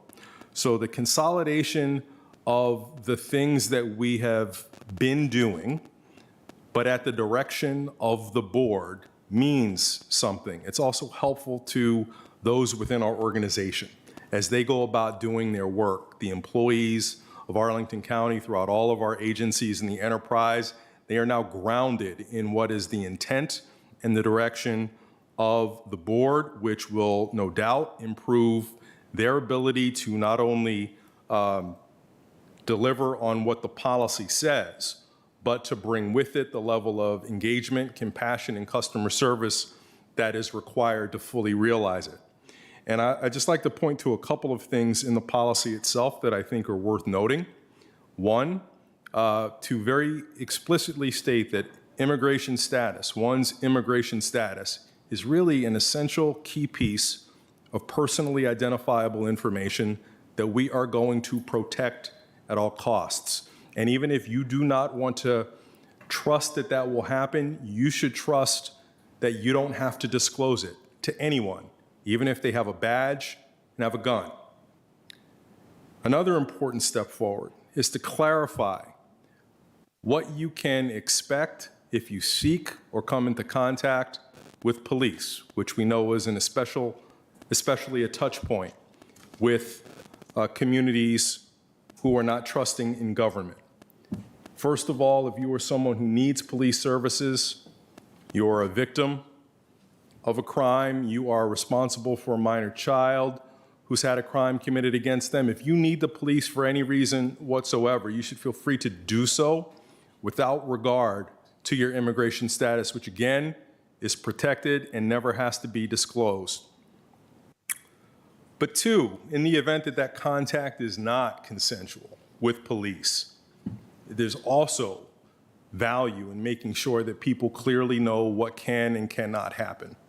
Now, this is clearly an area of disagreement with some in our community, and I probably suspect that we will continue to have those conversations in the months and years ahead. But to put it into context, everything that is listed in Section 2B7 as it relates to the ways in which law enforcement or Arlington County Police may initiate contact with Immigrations and Custom Enforcement, once you read through all of the language, I want you to take a step back and analogize. This is a similar process to what happens with anyone in our community who may be subject to arrest under the conditions that are described in the policy. And instead of ICE, there is a warrant out for their arrest from some other law enforcement agency. It's a similar process. Now, whether or not you agree that you agree or you think that ICE should be treated differently, I'm not going to argue that point right here, but I want to make very clear what is being proposed here is not a special case for people who are immigrants. It's not a case of good immigrant, bad immigrant. It's the way people who are subject to arrest are treated regardless of their status and regardless of what the other law enforcement agency involved is.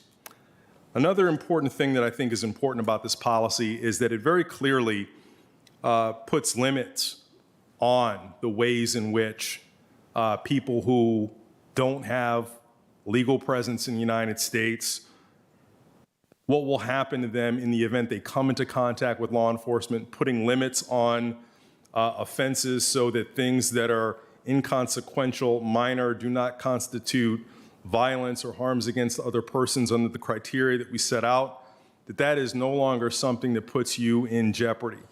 That officer discretion is minimized by involving people significantly up the chain of command. And what these things combine to do, along with the requirement that all of these activities be recorded, is create a level of transparency and accountability that's incredibly important. One of the things that we've been lacking is clear data and insight and windows into describing each scenario that we may hear of anecdotally. That will no longer be a limitation. And secondarily, in the event that the way in which we've crafted this policy is not working in the way in which we intend, this record will allow us, the board, to audit that activity, to competently decide whether adjustments or changes are made. So with that, I have rarely ever seen policies that result in universal appeal. There are always people who find great dissatisfaction with the outcome, and this appears to be one of those cases as well. But I do believe, like Mr. DeFerranti, it represents progress, but meaningful progress towards the ultimate goal that I feel just as strongly about today as when I was elected. Mr. Dorsey, thank you very much. I'll turn to Ms. Garvey for any concluding comments. Yeah, just as well. some concluding. First, major thank you to Mr. DeFerranti and Mr. Dorsey, who have really done yeoman's work and great work on this, and for your remarks and explaining it tonight. Thank you to the staff who's worked on it, and actually all of there's so many residents that have had an input into this. It's been a long effort. I think it is progress, not perfect. Nothing is. And I'll just simply sort of emphasize one point for me. As hard as you work to get something perfect in writing, and it's important to have these structures, and this is a great improvement, it's always about the people who actually have to make it happen. And I think that is where our Community Oversight Board comes, because should there be failures or things not working the way they should be, or people think they should, there is an appeal process that everyone can use. And I think that will help add to our accountability and making sure that the county and our government treats everyone fairly and justly, and everyone feels comfortable here. Thank you. Thank you. Mr. Karantonis. Thank you, Madam Chair, and a big recognition and thank you to Mr. Ferranti and Mr. Dorsey, who have been working that. I couldn't agree more with Ms. Garvey on this, that this was yeoman's work indeed, because as much as I agree that the majority of the provisos of these policies have been in practice one way or the other to organize them, to present them, to make them transparent, and to add to them layers of accountability and reporting, that's novel. And I believe this alone is progress, significant progress. As Mr. Dorsey said, definitely trust is not gained overnight. Trust is not built overnight, especially social trust, community trust. Trust must be, based and created and constructed on the ways Arlington County works, on the ways our police department works, on the ways they interact with our community, and vice versa. The community interacts with them. So I do believe that a lot of work needs to be done still, and I do see that the whole effort to have this trust policy has already changed a lot the way that some of our officers, also some of our administrative employees, are more sensible, more sensitized, sensible on the way they approach residents who are not completely documented, who lack this significant, who have the immigration status that we have discussed today, how burdensome this is in all ways of their lives, how they face daily exclusion from so many aspects they would otherwise be entitled to and would have access to. So I am particularly pleased to see the compliance and accountability part of the policy. For me, reporting on the policy, reporting on how we do, reporting on how we comply, and asking our community to provide us with a continuous stream of feedback on that is absolutely critical. Let's remember for a moment what times we're living and where are we coming from and what actually creates this sense of fear on the street. It was the federal government of our country that wrongfully incarcerated people, caged people, separated families. That things have happened in the last few years, not only the last few years, but specifically in the last few years, that have been outrageously unimaginable before. And, as better things were in Arlington County, as a better community we have been, this rubs off, and immigrants in Arlington have significant concerns and will continue to be very skeptical about anything that is related with government action. Every uniform will be, there will be always a question mark behind that. There will be always a doubt, and there will be always a residual fear. We did two things. First of all, adding the accountability and compliance layer, and also offering the Community Oversight Board as a place where not only specific concerns, but also generic policy, implementation concerns, practical concerns can be brought up, even in an anonymous way. So I think that this is a huge step forward. And I again thank Mr. DeFerrante and Mr. Dorsey for having worked so diligently about that. Thank you. Thank you, Mr. Karantonis. I'll be brief, and I think Mr. Dorsey's comments in particular really summed up well what we're trying to do here. After Mr. DeFerrante took care to walk us through it, one of the themes that I think was very present from those listening sessions was the power of an individual to form an experience of government. And that's why it's really important that every interaction with an individual is characterized by predictability and transparency and minimizes the individual discretion. That every interaction, especially on something as potentially fraught and concerning as this issue, should be one that everybody in our community can expect to be treated in certain ways and following certain standards. And that's exactly what this proposal does. I want to join my colleagues in really thanking you, especially Mr. DeFerrante. This started over a year ago, right, when you were chair, and that time has been spent not in delay, but in listening and iterating, and really above all ensuring that in passing a trust policy, we weren't just making empty promises or pronouncements that didn't have roots and didn't have a plan to really reach into the enterprise to create that predictability and transparency. I wanted to share my thanks too to a group of individuals largely from ASHPA, whom I know we've all had the opportunity to talk with. Mr. DeFerrante going back over a year at this point, but I think all of us in the final days and weeks here for just getting so deeply into the details with us. These are, I was going to say people, but I think we can say women, right? These are largely women who have just been doing this work of building trust for years and years in the community. And for them to contribute not only their expertise, but the knowledge of so many individual lives and experiences that they've encountered in their time advocating with the public schools, with county government. I know this is a better policy for having had their fingerprints on it alongside yours. Really appreciate your leadership on it, Mr. Dorsey, yours as well. And I am grateful to the county manager, as well as our teams in public safety, as well as in human services and in community engagement and communications and public engagement, late night, for helping formulate so many opportunities for the community to weigh in here as well. If you have any closing thoughts, Mr. DeFerrante, I think I cut you off there. I think you've all said it well, and I tried to describe it in my initial piece of on the proposal. Thank you. Great, thank you so much. Well, with that, all being said, then the motion is before us. All those in favor, please say aye. Aye. Any opposed? Aye. Great, that carries unanimously. Madam Clerk, could you move to the next item, 42?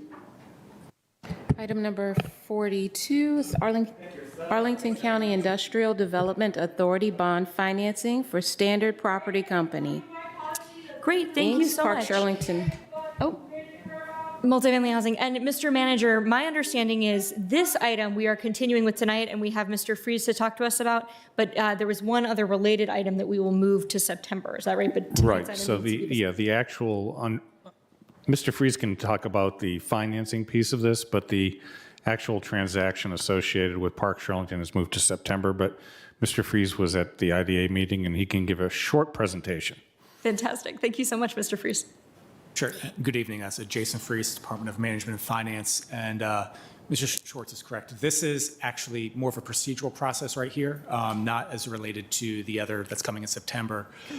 Background is you all have actually considered, this is a request for bond financing from Standard Properties for the Park Shirlington project. At your July 14th, 2021 meeting, you actually considered this and approved it. The project, it was a little bit delayed. There were some changes to the scope, I think you all are aware of, and so they weren't able to get bond funding or volume cap allocation last year. There is a waiting period. They can't actually apply for amounts over 20 million until June of every calendar year. So it got delayed until just now. Well, the documents that you approved last year only last for 12 months. There's a TEFRA hearing and some other requirements. So even though you approved it last July 14th of this year, that expired. So this is a request to reauthorize the issuance so that they can go apply for those the allocation of bond volume cap this year and get the bonds and then close hopefully later this year. And so that's all that this is right here. There's no change to the amount they're requesting in bonds on this side. And as Mr. Schwartz said, the AHIF and other pieces will be coming in September, which is separate from this. Fantastic. Okay. The conversation then moves to the board. I don't believe we have any public comment on this item. Is there any discussion about this? All right, seeing none. Would you like to make a motion, Mr. DeFranchi? Sure. Fantastic. I'll be happy to move the county manager's recommendation that we approve the resolution attached to the staff report authorizing the Arlington County Industrial Development Authority to issue for the benefit of Standard Property Company Incorporated up to $80 million in tax-exempt revenue bonds for the financing and refinancing of certain costs of acquisition, construction, rehabilitation, and equipping of a multifamily residential rental housing facility known as Park Shirlington. Second. Terrific. Is there any discussion? All right. Seeing none, the motion is on the floor. All those in favor, please say aye. Aye. Aye. Any opposed? All right, that carries unanimously. Mr. Freese, thank you again. We have a few additional items to come before the board tonight. One is a set of mid-year contract amendments for our direct reports, specifically the county manager and the county clerk, contract renewals and amendments. I am myself going to make a motion, which is that we as the county board approve and authorize me as chair to sign a 7th amendment to the agreement with the county manager, Mark Schwartz, and a 5th amendment to our agreement with the county clerk, Kendra Jacobs, consistent with the reports and contract updates posted on our website. All right. Is there any further discussion? I'll take the opportunity to say how much we appreciate the service of these two individuals, as well as all of our direct reports, and are pleased to be able to vote on these updates today. All right. All those in favor, please say aye. Aye. Aye. Any opposed? All right, those two carry unanimously. We heard earlier tonight an appeal from McDonald Landscaping and their attorney. We appreciate their coming in. The briefing that we received from them. After further consideration, I'm going to move that the county board does deny the entirety of the McDonald Landscape Inc.'s appeal to the county board regarding contract 19-159-ITB. Second. Oh, Second. Nearly unanimously seconded. We'll give it to Mr. Dorsey. All those in favor, please say aye. Aye. Any opposed? Okay, that carries unanimously.